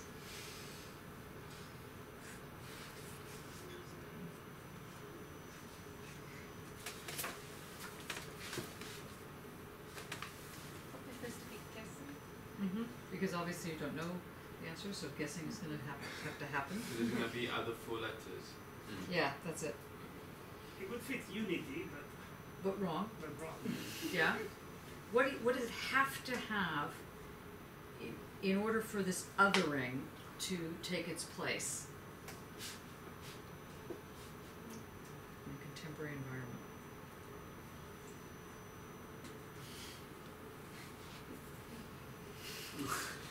Basically, Like countdown, urban. Yes. Why urban? Why does democracy have to be urban? Or why can the urban can move, it can be in the rural. But what is meant by this urban thing? What becomes urban? The presence of strangers. Yes. And what happens with the strangers? We come together. They come together and they do what? They organize. create capitalism. Yeah, mostly. get on each other's nerves. That's right. Yes, we'll just leave that one there. Uh-huh. Okay, so let's just back up again. Let's start with Ed. What was your contribution just on the question of the other? Can you just restate that? Going back to that one. Yes, because I feel yeah. like we're on the brink Yeah. of a nervous breakdown. I feel like we're at the brink of Being in the presence of another who is not me affords me both a recognition of affords me a recognition of the otherness of myself. In essence, there's an opportunity to turn myself out, rather than take a positive sense of the world revolves just around me. Actually, the world doesn't revolve just around me. It also revolves around all of you and all of the people out there that I don't know as well. And therefore, in a sense, there's but there's a reflection of the you in those others to you. yes. And you are reflecting back also. Now, why do you think it has to be urban? I still disagree that That you can't hug a tree and get some.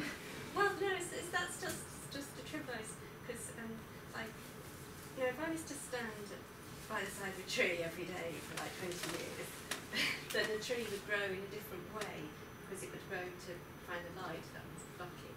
So we do have a relationship that sort of interacts, even though it's not on the scale of like the kind of the this community. But I think that it's like in a different time frame, or like there's an event there, but it's not kind of in the same sort of because it's over a longer, it's more durational, spread out. Like bird song is like, if you slow it down, we hear it very differently to how we hear it. But I think there's a sort of there's event going on in this process that what is different, or there's truth in this way that's crucial in our relationship with the environment, just as there is with like people or democracy in that sense. Okay, I'm going to rephrase it again. You're right, but you have to have the courage of your conviction. You have to make the argument. Anyway, we'll come back, because this is why I'm waiting for Stuart to jump in on this. Don't worry. We have all semester. Working on a glacial. That's right, the glacial time scale. The other day, one of the younger scholars working on this project presented presented their work by suggesting that you could wake up in the morning and be a man, or you could wake up in the morning and be woman, or you could wake up in the morning and be a not man or a not woman, and that it was a question of will as to what you could be, and that was as true in a postmodern world as anything else. So I raised the question and said, well, what else if I wanted to wake up as a black man? Would that make me a black man? Would that do it? If I really, really wanted that, that's what I really want. Would that, does it have any bearing? Or what happens if I decided that I wanted to be, in my avatar, I wanted to be 7 years old, or let's say 15, something like that. Would that mean that I was actually that? So the question of truth is more obvious when you put it this way, right? Because on the one hand, you don't want to go, well, actually, Johnny, you can be many things, but probably a black man is not happening for you at the moment. Although, on the other hand, as I mentioned at the thing, when I first came to this country, because I'm Jewish, I was told I was black by the immigration, because I put down Caucasian, and they said, well, no, that's wrong. I was like, really? It's the first time I'd heard that. That's fascinating to me. I was actually thrilled, because yes. But that was kind of interesting. Now, I was considered to be black because of the Jewish thing, so the DNA, all the rest of this. So what forms the truth? Is the truth so fleeting that it's just your will? That, or I don't mean just, but Foucault is saying that there's something that forms a truth that is more sturdy than just waking up in the morning saying, today I'm going to be a 15-year-old boy, and tomorrow I'm going to be a 15-year-old girl, and then I'm going to be I don't know, a flower. Something else is going on that creates this thing called truth. But that something requires an environment that we will name urban. Or we will call it a location. A location that requires a something that's happening.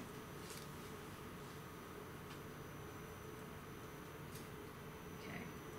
This is really the dentist seminar. You can see this now.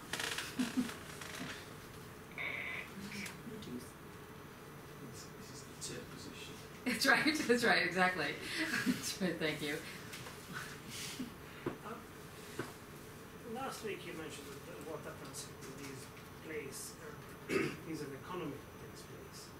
But we often use the expression that this creates an economy as in an organization of values and exchanges according to those values. Okay, getting there. Obviously it happens in the community or the urban group. But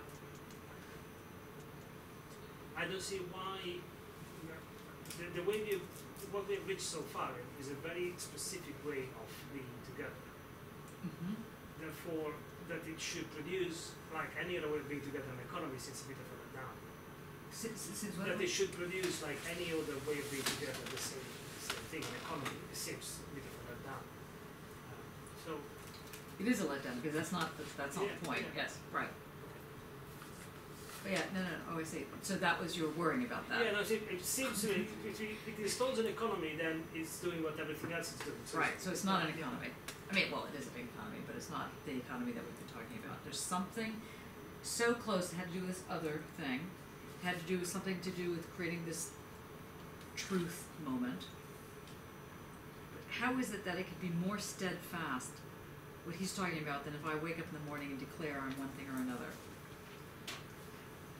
That view it's a very important view on some level, because at some point you want to say to yourself, well, misogyny is so stupid that of course I'm not like whatever the examples are that the people give. So you have a different view. You can put forward a different view. And you fight for that view. That's called feminism, for example. Now, what does it mean then to perform one's being, so that we sort of deal with the Judith Butler innuendo there, but you're getting rid of something and something else is coming in its place. I brought in the urban to see if that would jog you, and it did, but wrongly. Now you think it's what works over the visceral, say so. What's that now? You could talk about it by saying this economy, what works over the visceral is an issue. What do you mean works over the visceral? Well, Do you mean the visceral? Or visceral. Yeah, the visceral. Yeah, And what is visceral? So, if I just said, oh, well, it's the visceral, then you might just fall back into sort of body and mind divide. Good. But the thing is, it's about the like what works over the visceral is this not being different. But I don't really want to call it not being indifferent, because it's more about not indifference, which I think that gets to more like the actual event of the not indifference. That's very good. Okay, so what do you mean by visceral? What does it mean to say visceral? Well, I What do you suppose think? it's the visceral is good because it sort of it starts to suggest where the body isn't this sort of contained thing in a way. It's something that can work over the flesh, but also it sort of suggests the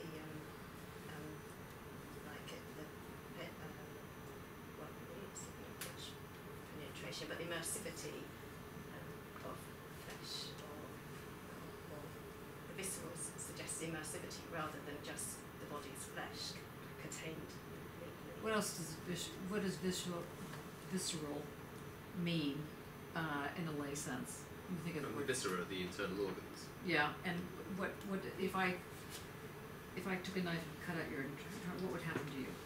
Be dead. Well, that's true. But what else would happen on the floor? You bleed. Bleed. blood. Visceral always implies raw in a bio sense, in a biological sense. It's raw, it's blood, it's your work, it's blood, it's ingredients that become somehow part of the whole fabric, the bio fabric. Yes, and I suppose what flows more then if it's suggested doing, it suggests a sort of A flow. yeah. Good, okay. Step by step, we claw our way. Okay, so now we've got on the table the othering thing that's going on that creates. So let's remember before we do that. In Hegel, identity happens, meaning happens, truth happens. They're all similar words now. The notion of identity, the notion of truth, the notion of meaning, these things. What ends up making sense for Hegel requires all that there is and all that there's not taken together. So I'm just going to take this way, it's more clear. All that there is and all that there's not taken together creates the whole picture. And that requires a form of negation against this side. So all that's on this side cannot be on this side. That's the start, the now. It gets sublated, becomes the synthesis, which comes back around and grounds the whole picture. And so the so-called coming back around, this is the form of the negative that he was talking about, the negation he's talking about. That negation forms the edges. Now, in this picture, in this piece of paper, the edges form this way, but conceptually, the edges formed by the negation. So the identity, the meaning, the understanding has to do with the way in which this negation operates. But in Foucault, that is not how the identity is created. And therefore, because it is not, the way in which Foucault then does create identity deals with invention. And that is a political position. It is an ethical position linked to the political. So that, and the further claim is that really only happens in environments that require the meeting of the other as a given.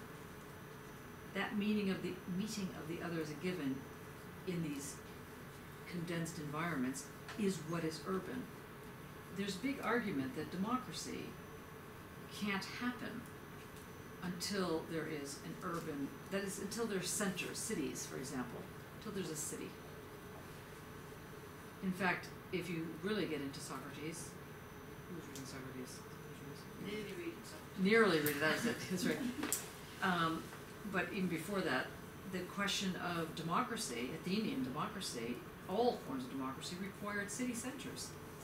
And this is why democracy, I don't say it's in decline, but some fun, but becomes problematized in the age of the web. Why? Because it's no longer the city as we had it in terms of exchange. Which is basically Dee's argument. Your notion of false memories, or these kind of bizarre memories that are coming up, and these different forms of identities that come from it, of something that nobody ever was at. Or, you know, I don't know how many people have gone to a party recently and filmed it as you're at the party and then watched the film to remember how fabulous the party was. What's Okay, that's right. Sorry, Lauren. Yeah, Yes, I don't know what came over me. It was just crazy. All right, event. Definitive event. You can have events. Anyway, in your work, you have a hunch of what's going on, but you don't know how to put it in words yet. And I think that this whole traumatic experience of reading Foucault, which really should be quite wonderful, but I have a feeling it's become very traumatic for you. You know, it's like this clawing your way through treacle. He's getting at something about what is it that gets lost? What gets lost, or what gets found? I mean, I'm willing to go either way at this point, you know? Try it again with your argument about the city in the web, Well, if in the urban. if democracy, as you said, can be said to require an urban environment to emerge, And by which urban is meant city. city, so a physical place with open spaces for people to meet, but also non-open spaces for people to Not to meet. not to meet. But also limits, because the city is only that big, infinite. The web as a continuity where openness and closed spaces are no longer responding to the same principles. And certainly a place that, or an environment that does not have boundaries as the city has, challenges the notion of democracy that we have so far, the modern notion of democracy. Okay, so the other day on BBC 4, there was a program on food colonialism. That was really interesting. I've never heard that expression before. Food colonialism, that's right, food colonialism, was basically like McDonald's going somewhere and, and reorganize, or, Kentucky Fried Chicken is quite big in Nigeria in particular, Nigeria, Kenya, some of the African environments. Are you leaving? Oh, I'm just cool. And that is having as much of an effect on how populations start organizing around the drinking wells of, in this case, Kentucky Fried Chicken. And then again, with the relationship when Jennifer Bayor came and she was talking about locative media and how there's whole cloud maps, and pretty clouds that are, pretty maps rather, that are being established. So these are creating totally different ways of creating these boundaries, these limits, this expression of how the self-to-self relationship can emerge. Now Foucault is pleading over a series of lectures to try and understand what it is about Socrates killing himself and saying that in so doing, you now must repay the cock to Asclepius. You now must do this because what has been healed in that move? What is he claiming is healed in that move that has some resonance to urban, other, democracy, ethical? What was at risk? But democracy itself. And why was it at risk? And why did it get healed? Well, if he would have been exiled, he would have been moved away from the city. You mean Socrates would have been? Yeah. No, but that wouldn't have been that wouldn't have necessarily been the problem. Something bigger was at stake than him being exiled. In his exile, something would have happened. The closing down on speaking in a very specific way, which permitted or actually supported the individual's individuality. And how did can you expand on that a little bit more? They take care of yourself, and the fact that he does not want to give in to saving his life, saving the honor of his group, as he's saying in the dialogue, from being considered as not having saved their master, their teacher, all these things. He's not interested in that. He wants that individuals can have enough space for taking care of themselves, which means being able to play this game of going into the public part and withdrawing to the private, which constitutes democracy. While the two options available were one to betray his belief, and the other one is to comply entirely with the dictatorship of the judges that represent power and want that thing flattened no journalist. So warm, so good. Yeah, Bruno, did I say that? It's some kind of relationship with himself and with the city, with antennas. I say antenna. Yeah, and what was that relationship? It's kind of, I think, he's devoted to himself. And how did Yes, that's to the city. it wasn't just any old relationship he had with the city. No, yeah, the debt to the city truth-telling? Biofreeman doubt. What is Biofreeman the limits of what they Okay, Socrates is a much more interesting character than the doubt bit. What else was he doing? Which is where we got into it. He was a very pathetic teacher. He was walking about. I thought you said he was a pathetic teacher. He was a really pathetic teacher. No, peripatetic, yeah. But what was he? Where was that dirt that you were talking about? What was the dirt for Socrates? Well, he was challenging the very basis of society. And how was he doing that? Because he was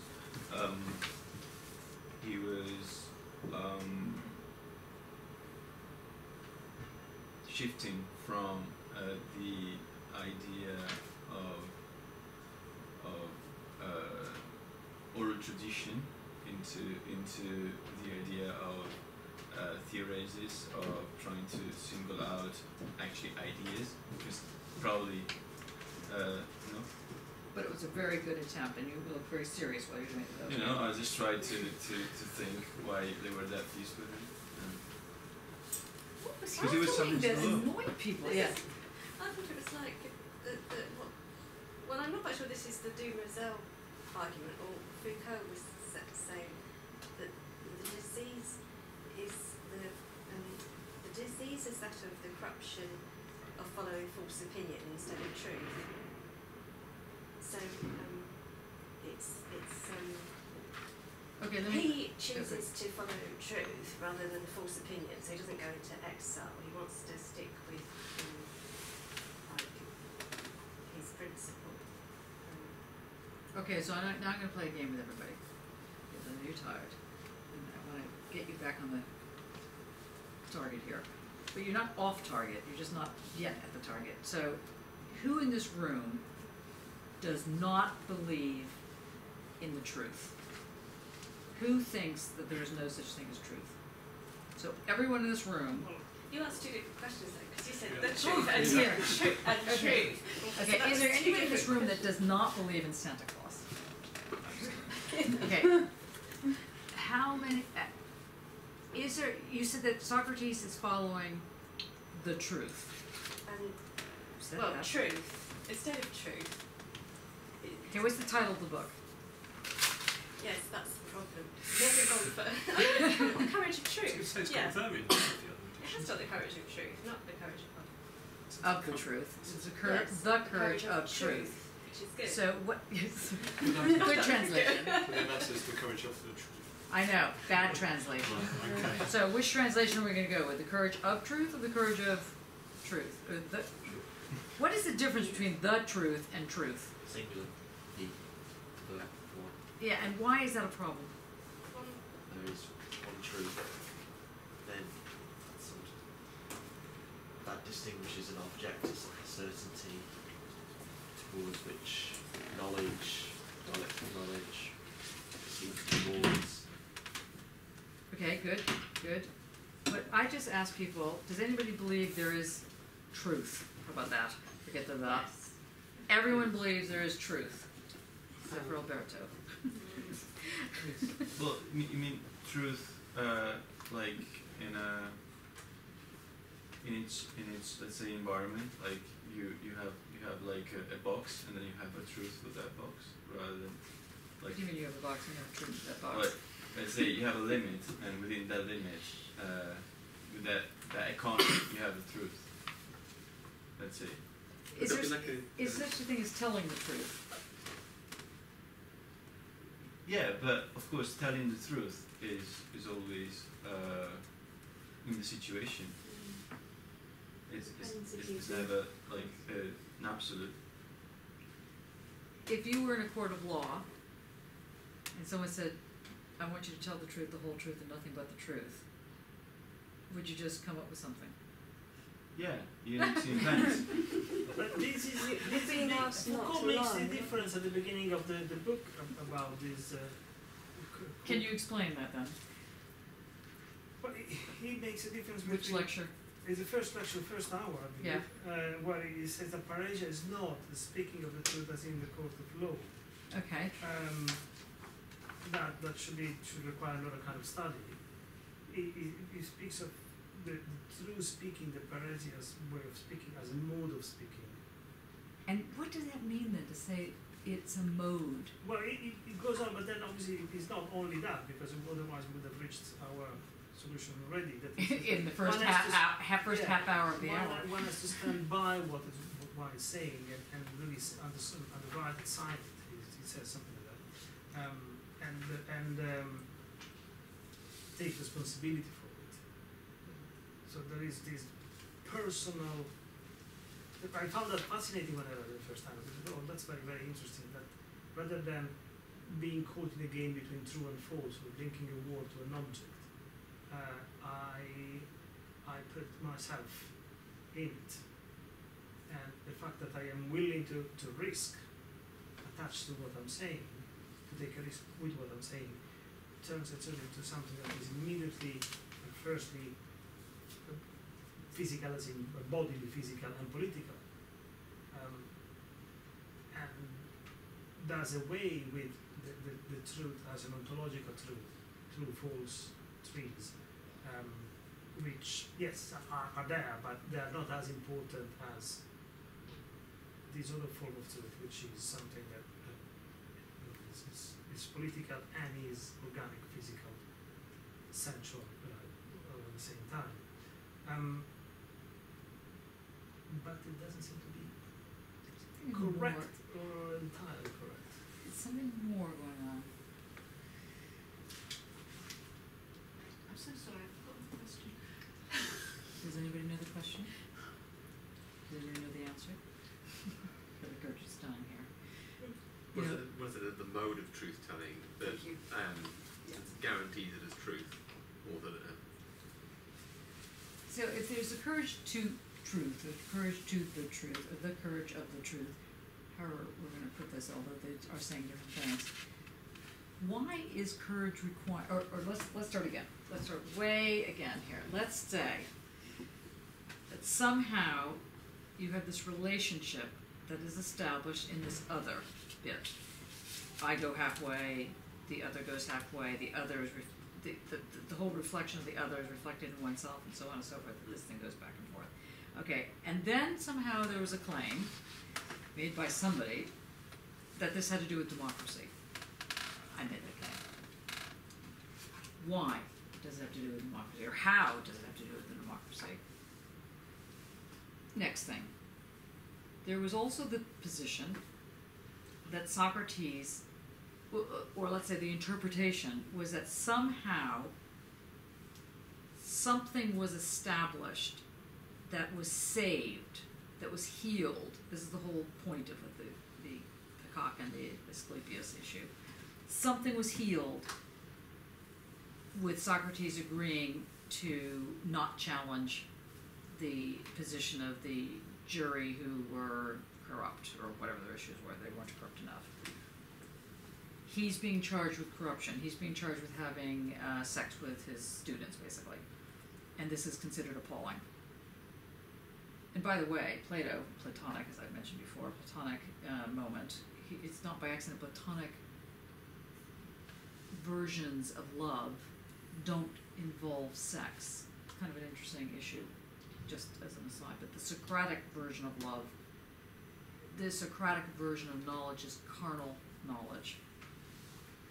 Or at least that's part of it. It's not the whole issue. And carnal knowledge is dirty.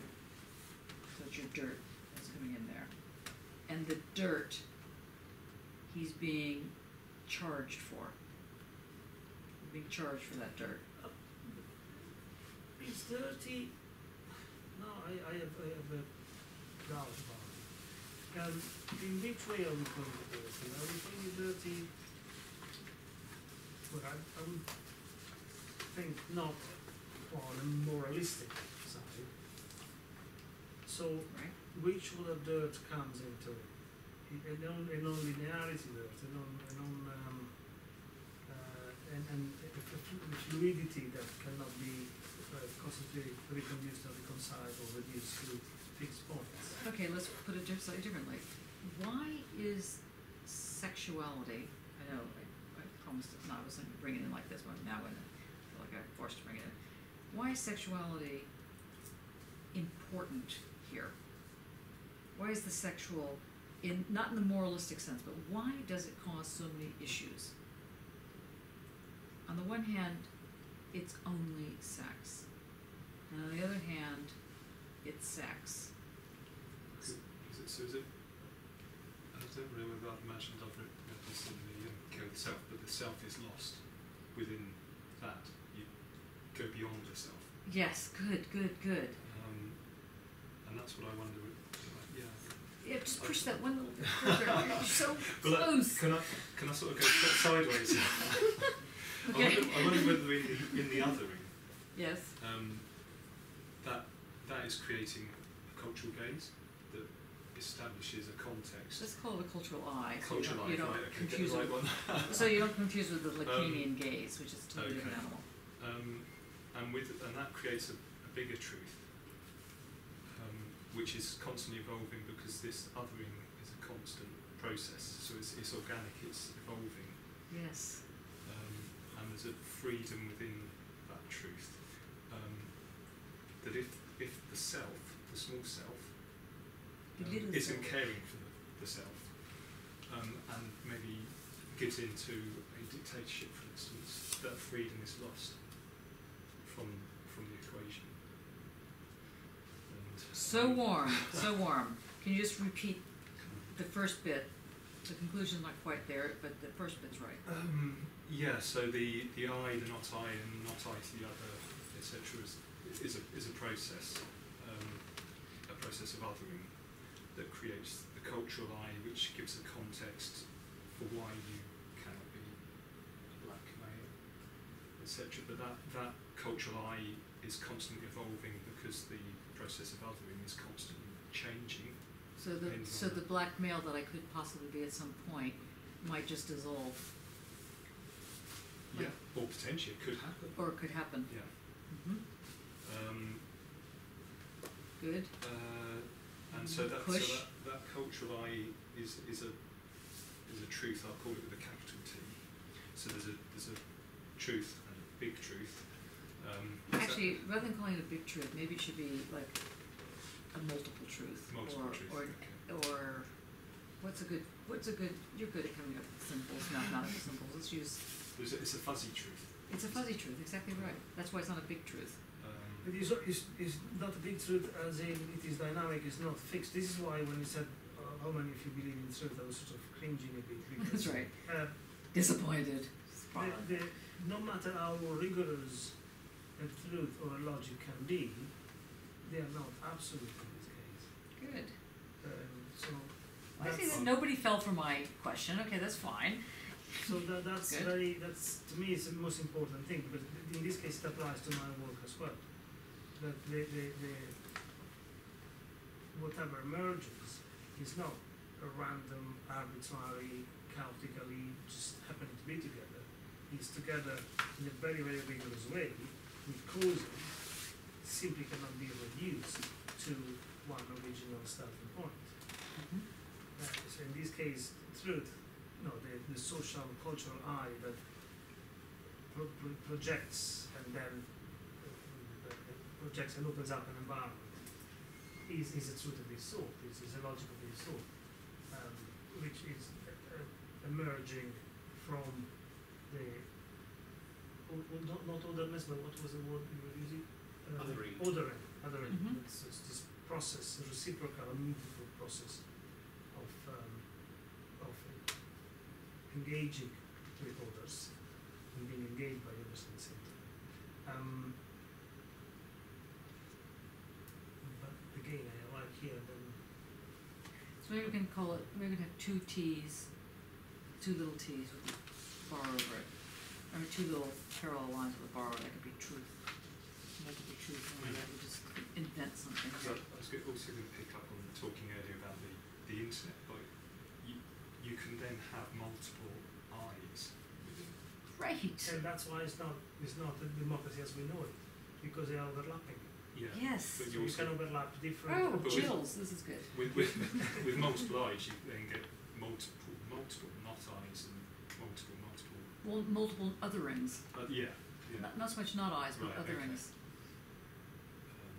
Which then, in a sense of democracy, I guess, gets a bit, goes beyond the. Gets challenged, that it can be something else. It doesn't be necessarily negative what you're looking there, but Yeah, it's certainly no longer the same thing. yes. No, for instance, that's the same argument that Leibniz makes for monads, isn't it? I love you, that's totally funny. Because every monad is reflected in every other monad, so every monad is sort of covering in every other monad.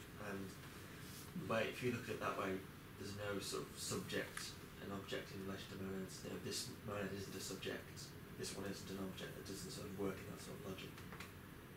And what's the advantage then of moving in that direction? Not that you can choose and pick and choose a logic because it has an advantage, but why does that require courage for Foucault? Because that's the difference. Leibniz is not talking about anything with courage here. What's the courage that's going on? Well, venturing in such a fluid environment is not. The reference points are all to be worked out each step. But one's not 100% conscious. But it's not 100% unconscious either, and that's what exactly It's what not 100% unconscious, yes, that's good. So And what does that there is mean? an openness for that one, for that identity, for that subject of venture to. And one is controlling up to a point oneself and Mhm. the environment. And that's why it requires courage, because there is an element of unknownness. Right, and Which there is what I was has to talking be about. an element of unknownness, because if there isn't an unknownness element, Well, there is no movement. Then There is there's no change. movement. There is no. Lauren? Yeah, no, I agree. Okay.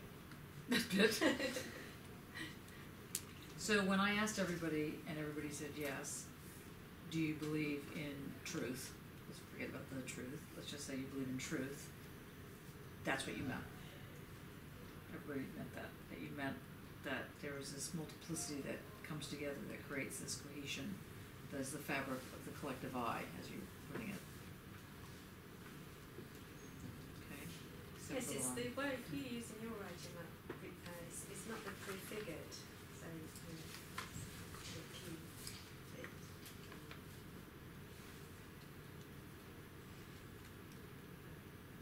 So, like when you there was something about would you tell the truth in a court of law or something. Anyone's in that position, presumably, it's still like in one's power to have the courage to make truth, to let truth sort of, to sort of have the courage for this other open notion of truth rather than reinstalling essentialist truth. And it's kind of, that's always what's at stake. To sort of And not fall back into the false opinion of this other reason. Then what happens here is why Socrates decides to be killed rather than running away, because the cultural I, the truth of the city, is the law, and what he wants to uphold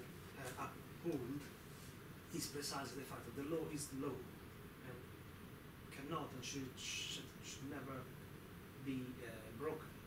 So this is why he goes to trial, and then he asks the representative of the law actually to give him a price on what is done and then be punished. Yeah, no, that was very good. And so he wants to go by the law as the thing that needs to be respected, because that is the truth that holds the community, the city together. And running away with a broken law, disregarded the law for something far less rigorous and more contingent. And only the law can hold the city together. Only this cultural I, cultural truth can hold it together. So in a certain way there is, but to do this really as he does it takes quite a bit of courage, you see, and even more than just sample their ability, one that exposes oneself entirely to this risk of observing the law means also expecting that everybody else, really somebody cheats, then the person who observes the law as Socrates does is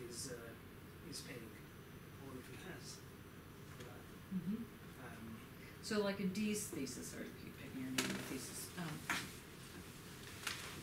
an argument can be made, might be made, I don't know if it's correct, but that in the relationship of urbanization, massive capitalization, and commercial like growth, this rapid growth, and the way in which the web, the digital, not so much the web, but the digital has entered into the picture in China, has created many different cultural eyes.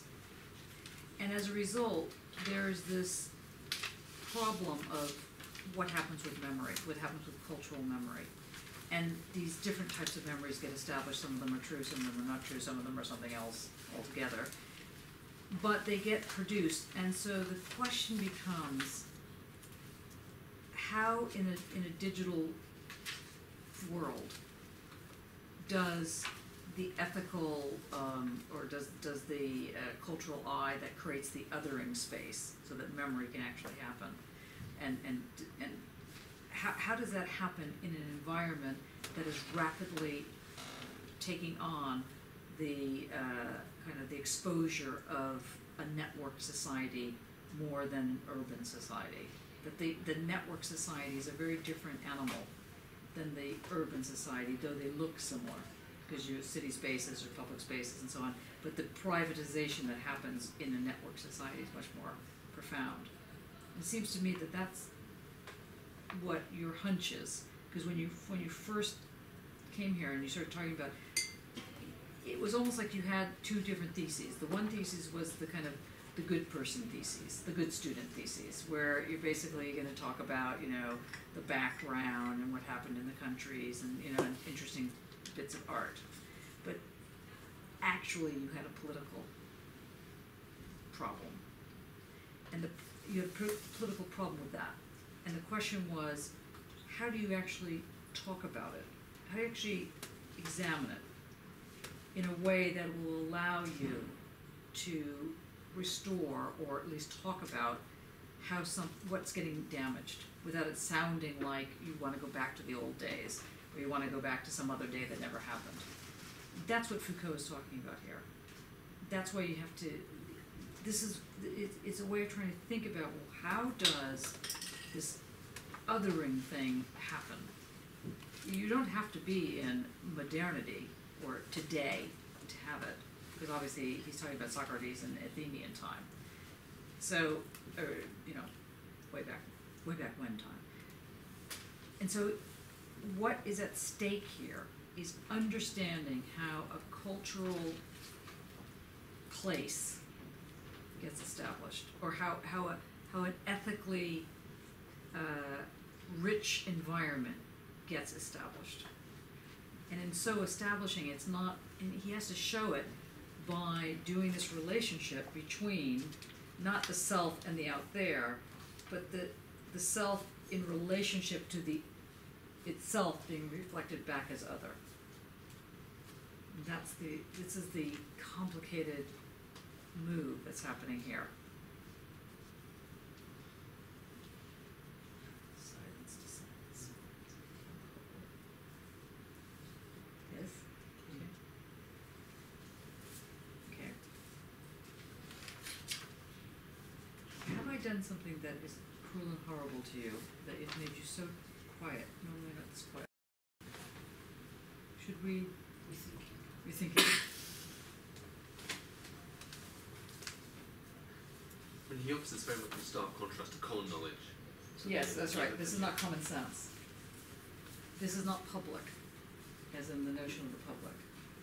This is something that creates, because you see, this is something that I was going to say that creates life in the best sense, in the freedom sense, and it requires the dirt. Now, by which I don't mean a morally position, but the reality is that sex is able, unlike most other things, usually to force a person to take a position outside themselves in relation to the other. So there's a certain kind of invention of identity, as opposed to a recovery of identity or a discovery of identity. Could you call it estranging? Estranging of the self? Oh, that's nice. Would that be a... Yeah, I think you could. You want to run with that? Why is that important to you? No, I was just, it was something you said just before that bit. It's losing the self somehow, but you've got to maintain the self. So you've got to constantly invent the self, I suppose. Right, that's right. Yeah. Yes. And then that sort of process gets put into the bigger process.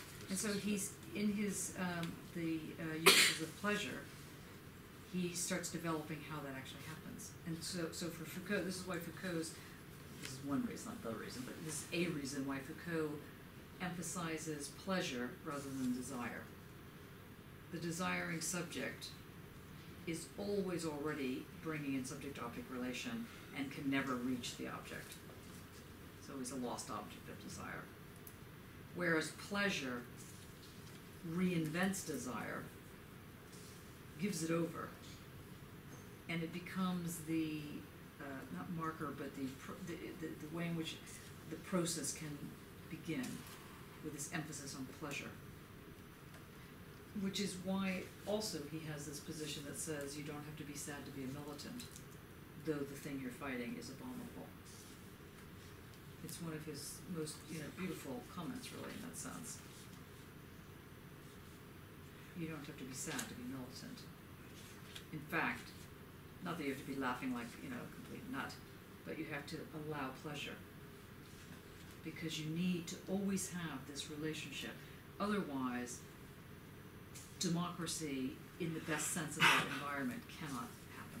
It is also because democracy is, by necessity, an incomplete situation, an incomplete economy, an incomplete surface.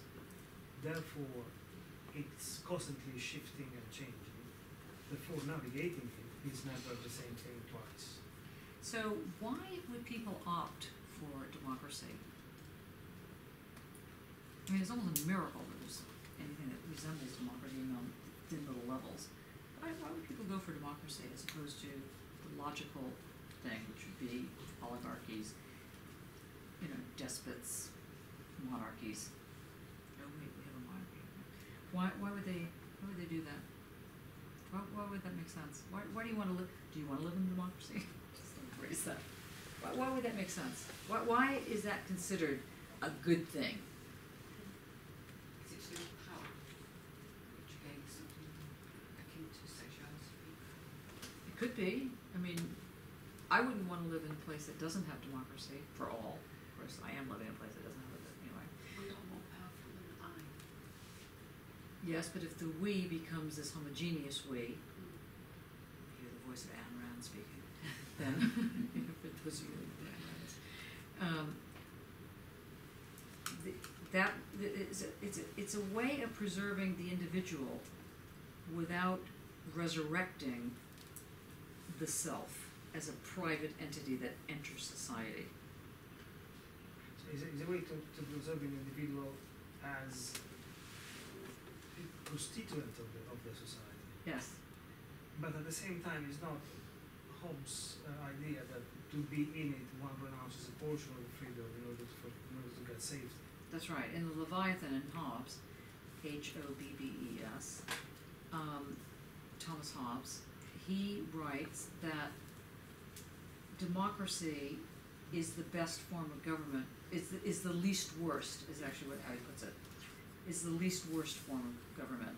They're all terrible, but this is the least worst. So it's kind of like the I.L. Weissman's 665 argument that's in, I can't think of the name of his book. The least of all possible evils. The least of all possible evils book. And 665, well, the devil is 666. So strategies are 665. Means that you have to walk kind of with the devil, you have to kill people. There's whole algorithms of how many people you, what's that? N-1. N-1, yeah. So, but even worse than that, there's whole actual algorithms of how many people must be killed within a group in order to understand whether or not you're actually taking down a terrorist organization. Literally, this is what's in this book. And so it's called The Least of All Possible Evils, the book. It's a very brilliant book. I'm not sure about his quotes.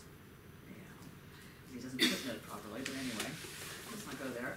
But the 665 argument is the argument that people have used consistently around democracy as well. You know, could be worse. This is, you know, we've got to go kill all these people because God knows if we didn't, it would get worse. So it's the 665 argument, and that's what it's euphemistically called. Now, in that, Foucault is saying resist that. There's a better way. There's not only a better way, not because it's moral, it is morally better, but it provides a way of saying that each one of us must come to the table, as it were, not should, has to. It's not like it's like an idea that you must do it. This is what is required, and if you don't, it gets lost. And if you do, you might get lost. You might be one of the pawns, but you must do it. And so it's this odd negotiation he's putting forward. In this sense, this is why it is ethical, because it calls for a participation and an assumption of responsibility. Well, coming out in the open, and you play the game with all the risks attached. And at the same time, Socrates was a little bit cryptic, right? So while he was out in the open doing this, he was out in the open in a kind of completely cryptic way. It's like the usual, if you want to steal something, just steal it in plain sight, because often no one will notice. If you want to hide in plain sight. That's one of those kind of arguments. I mean, Socrates, whatever is gone on, you're right, he did this absolutely openly, and it's only taken like 2,000 years for people to try and understand what this move is about, which is interesting. So it's not, so again, the whole aspect of Parrhesia in this context is not about shouting or trying to say, look, I'm a martyr, I must do this, I'm going to do everything for you, end. It has nothing to do with that. You do it in plain sight, but it can't be told. It's still a secret. There's still something not open.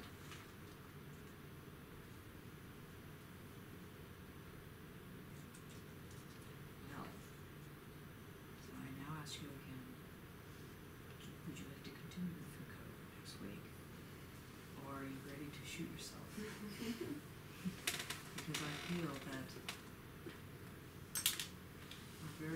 this was a very treacly kind of seminar today, like moving in treacle.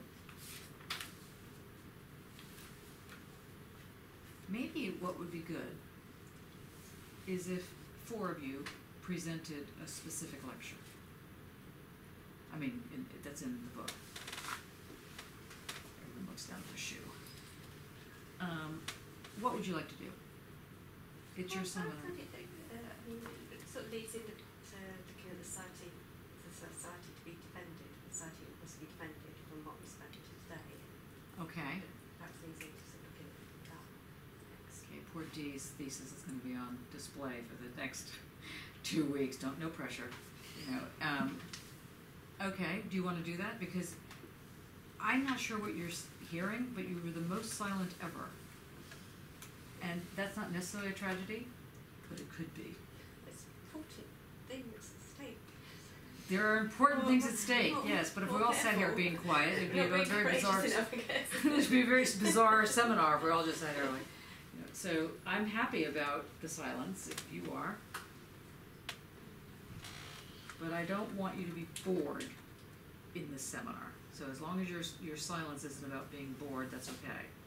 But if it is, and you're in the middle of doing your launch, you're bored. No, but when we talked about sexuality a bit back, and it seemed like You were bored. no, I was thinking like, yeah, but when we start talking about that, it sounds like as if there's this sort of well, it's like when we're talking about the distinction between platonic or not. I mean, it's you don't have to be having sex like Every 5 to minutes. be like it's like it doesn't it's more like if you think of like sex as the erogenous kind of environment, it doesn't sort of there's different zones of intensity. So, and I think this is important because it's like there's a truth in like in all environments. There's a sexual encounter going on, even though people aren't like sort of. The iconic image of two people, whatever many people having sex, and that's sort of like just it's this other sort of it's not other bits. It's sex that's happening all the time that is really powerful, and that mustn't be underestimated. Yes, and what is the sex that's happening all the time? Well, that's so we're not really talking about over the visceral in every Good. environment. Oh, good. Can you expand on that? Well, it's like a stimulation that's sort of Erotic. yeah. So, but it's not sort of imaginary kind of zone of things, but it's all kind of like it is this kind of estrangement aspect. You have used estrangement in here. Actually. I mean, a key quote. It's like start at the beginning of the sentence. It says, "It is this truth that could and did change the currency. It is this truth that could and did emit a different kind of ethics. It is this truth that could and did draw a certain kind of debt. It is this truth that could and did shift the terrain of aesthetics from the beautiful and sublime to that of an unquantifiable, estranged ethos. And it is this truth that still requires courage, because it is this truth that could rock and did rock and still does rock the status quo." I suppose I quite liked this quote because it made this distinction between like it isn't just about the beautiful and sublime. Like Kant doesn't go far enough. Like it's important what he brings up about the sublime, but it's like you make the distinction to an estranged ethos, which brings in the ethical aspect. So there's, if we were to just get the wow factor from the sublime, we could just, there wouldn't be this other politicality. We wouldn't be concerned with this other politicality aspect. We would just be happy to have kind of sort of like a hedonism, I suppose, maybe. But you wouldn't have the reversal in the sense that Leotard talks about with the artwork, where there's like a sort of working with this visceral kind of aspect. Oh, anyway, so. No, that's, I mean, I think that just to emphasize, not so much that, but that's that makes sense, that quote that you pulled up. Is that when one talks about sexual, even the sexual, but let's just say sexual, it doesn't mean that people are having sex every 5 minutes, although that would be such a tragedy on some level. But I mean, that's not what it's about. It's about that is always in the room too. And that rather than talking about the sexual in terms of desire, it's talked about in terms of pleasure. That is not to say that sex doesn't have anything to do, or it's only having to do with one thing versus another.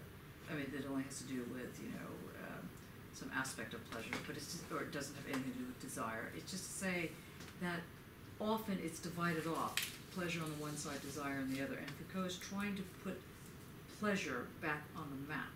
It has to be carnal pleasure, it has to be the body pleasure, a bios pleasure.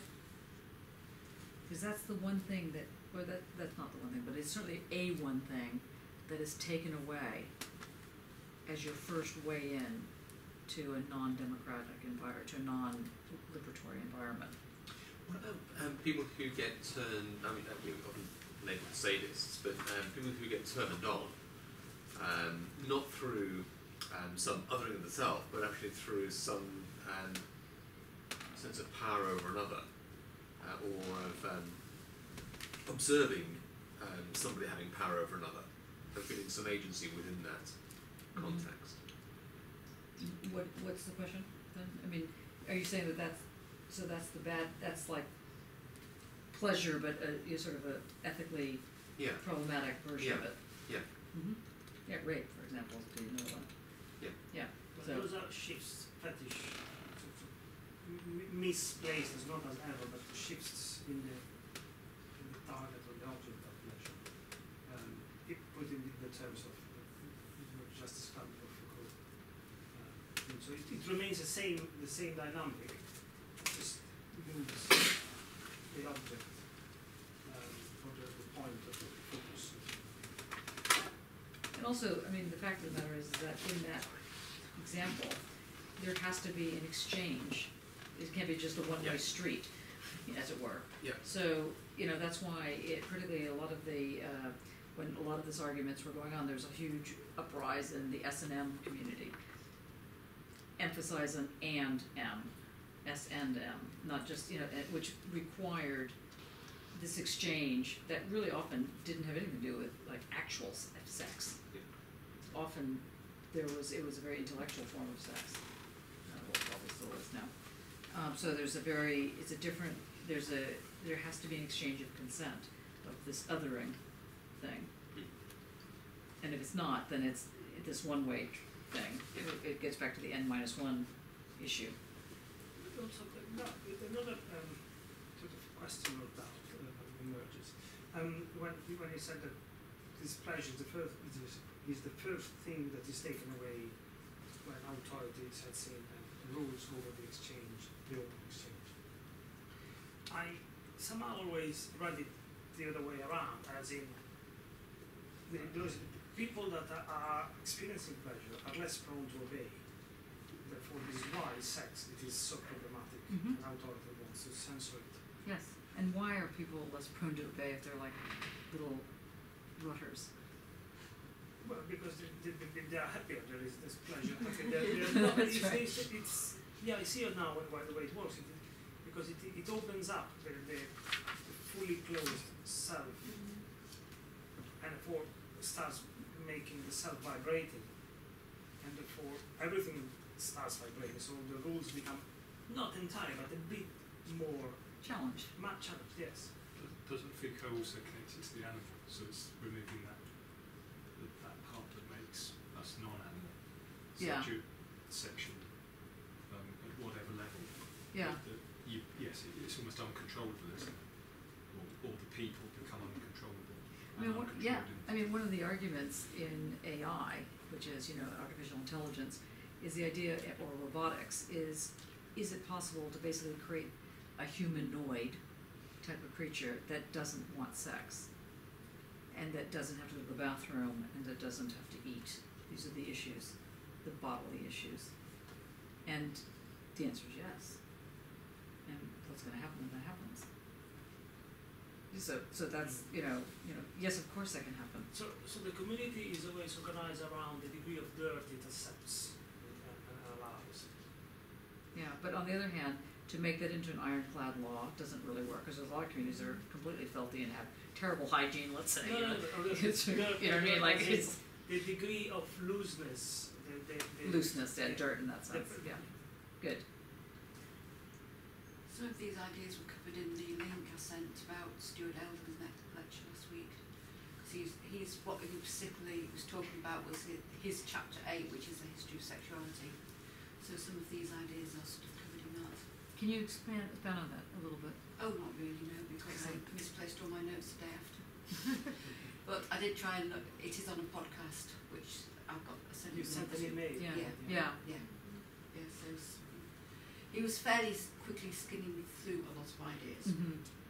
But obviously some of the things that we've talked about the last quarter of an hour sort of are covered in ideas. That's one of my favorite parts of the seminar is usually around now, because people start to get it, actually. Although I have to say this one was particularly the teeth pulling exercise. I mentioned it a few times. It's all right. Okay, I'm okay with this. If you're okay, I'm okay, you're okay. It is New Age. What can we do? So next week we will start with society must be defended.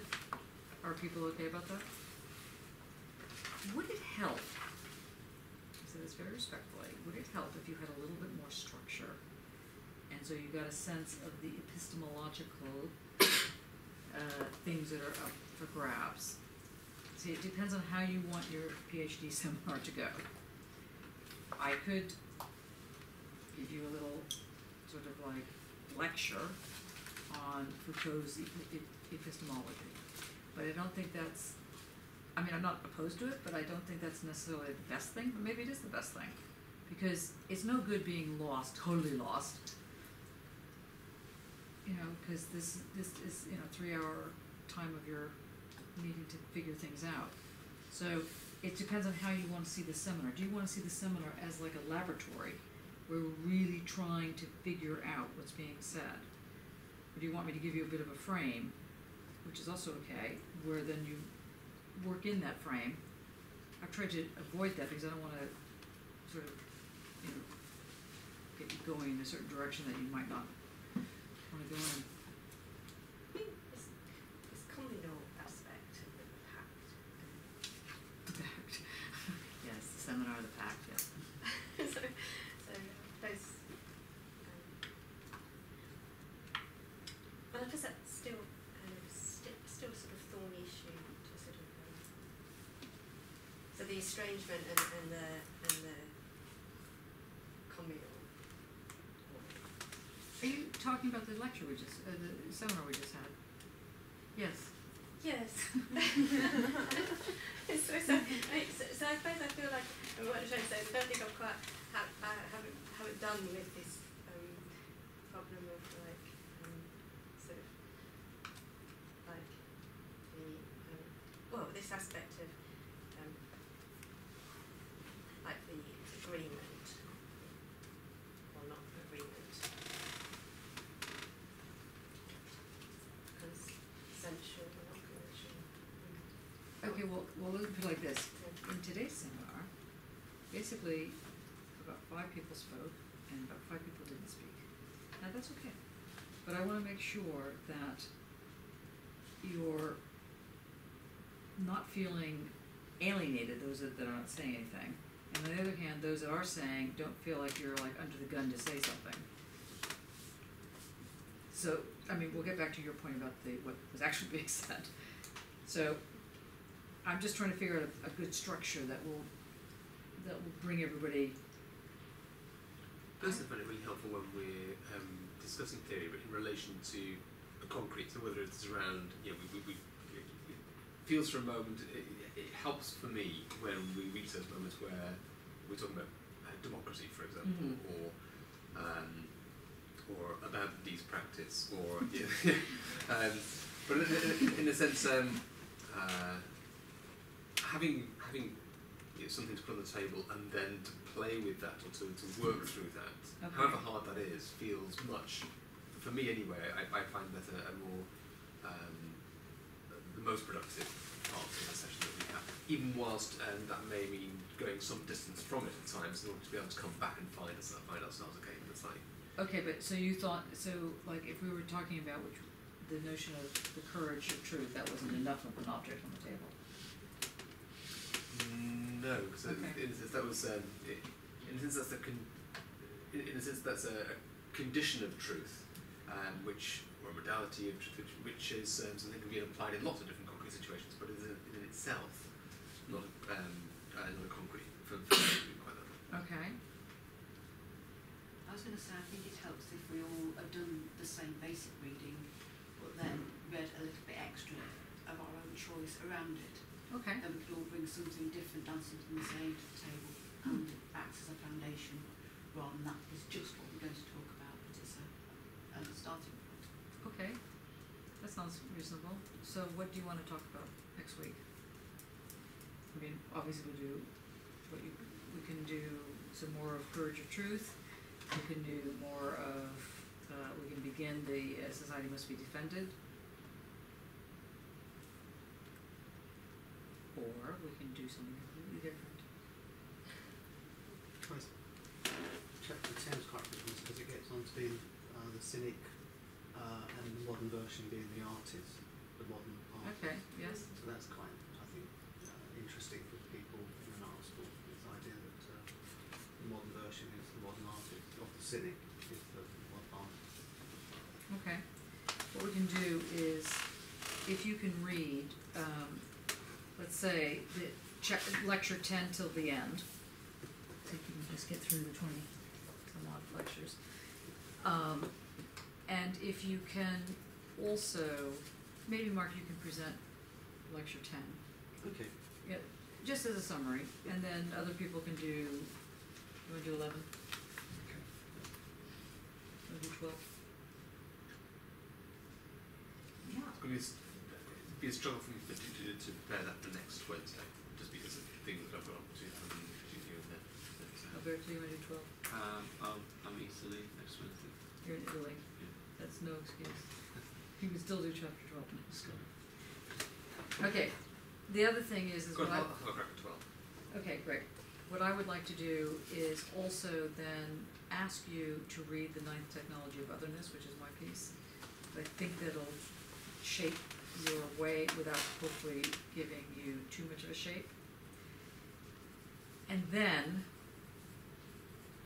I can give an overall introduction to Society Must Be Defended. And then we can begin to bring that in. But I think that's a good idea to then speak about what I think happens in this seminar, what I think is happening, which may not be what you think is happening. I think the most important thing you get out of this seminar is that you understand what the word method means. That's, you know, and how that does or does not apply, whatever we mean by method, and however it's working in your work. That's why it's PhD Research Methods Seminar. Now, so everything that's being discussed is always in relationship to this concern about method, about how is it that you're able to make the claims you are in your work. Because if you can't figure out how to do this in your PhD, you will be presenting an MPhil, and it will not pass. It will be a project, no matter how hard you work on it. So the key is to get down in your head method without freaking out about it. And there are different methods that have been on the table. The most, sort of the longest serving version was the brownless frown kind of method, which we did the Braver book last year on.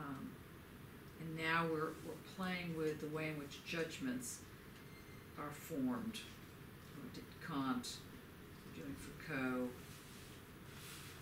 by which we're taking the notion of judgment itself as a way in to something. So that's my secret thing. How do you know your claim is correct? However, what makes it work for you? Can I just say that today I've played the part, rightly or wrongly, of the sage here, of the one who keeps silent, who knows that he can keep silent, who can speak, rather than the Parrhesius from the outset, because when we started with Hegel, as we know, I had some different versions of it, and I didn't want to play I didn't want to leap in Mm-hmm. and be the Parrhesius. So I played the sage today. I was quiet and not so limactic, not so questioning, but that's why I was quiet today. That's me being the philosopher of the sage part, not prophetic, not wisdom, not the teacher, just quiet, taking it in, picking up some things, moving around on the stage. So that's my position today. Not quiet for any other reason, not bored. What about anybody else? Playing that What role did you play? I played me. That's interesting. Well, you yourself as sage, like in the question he says, that it's the sage. He questions, doesn't know the answer. He's silent. Why do you believe this? What's this? What's that? You are silent. You're asking out questions. So it's a very kind of sage-like day, maybe. And that it's the kitchen, I believe, and the jury and the cooking. So I don't know how you can use sage in jury, but it's going to be in there somewhere. Oh, bad. Oh my goodness. Okay. Now, isn't there drinks somewhere today?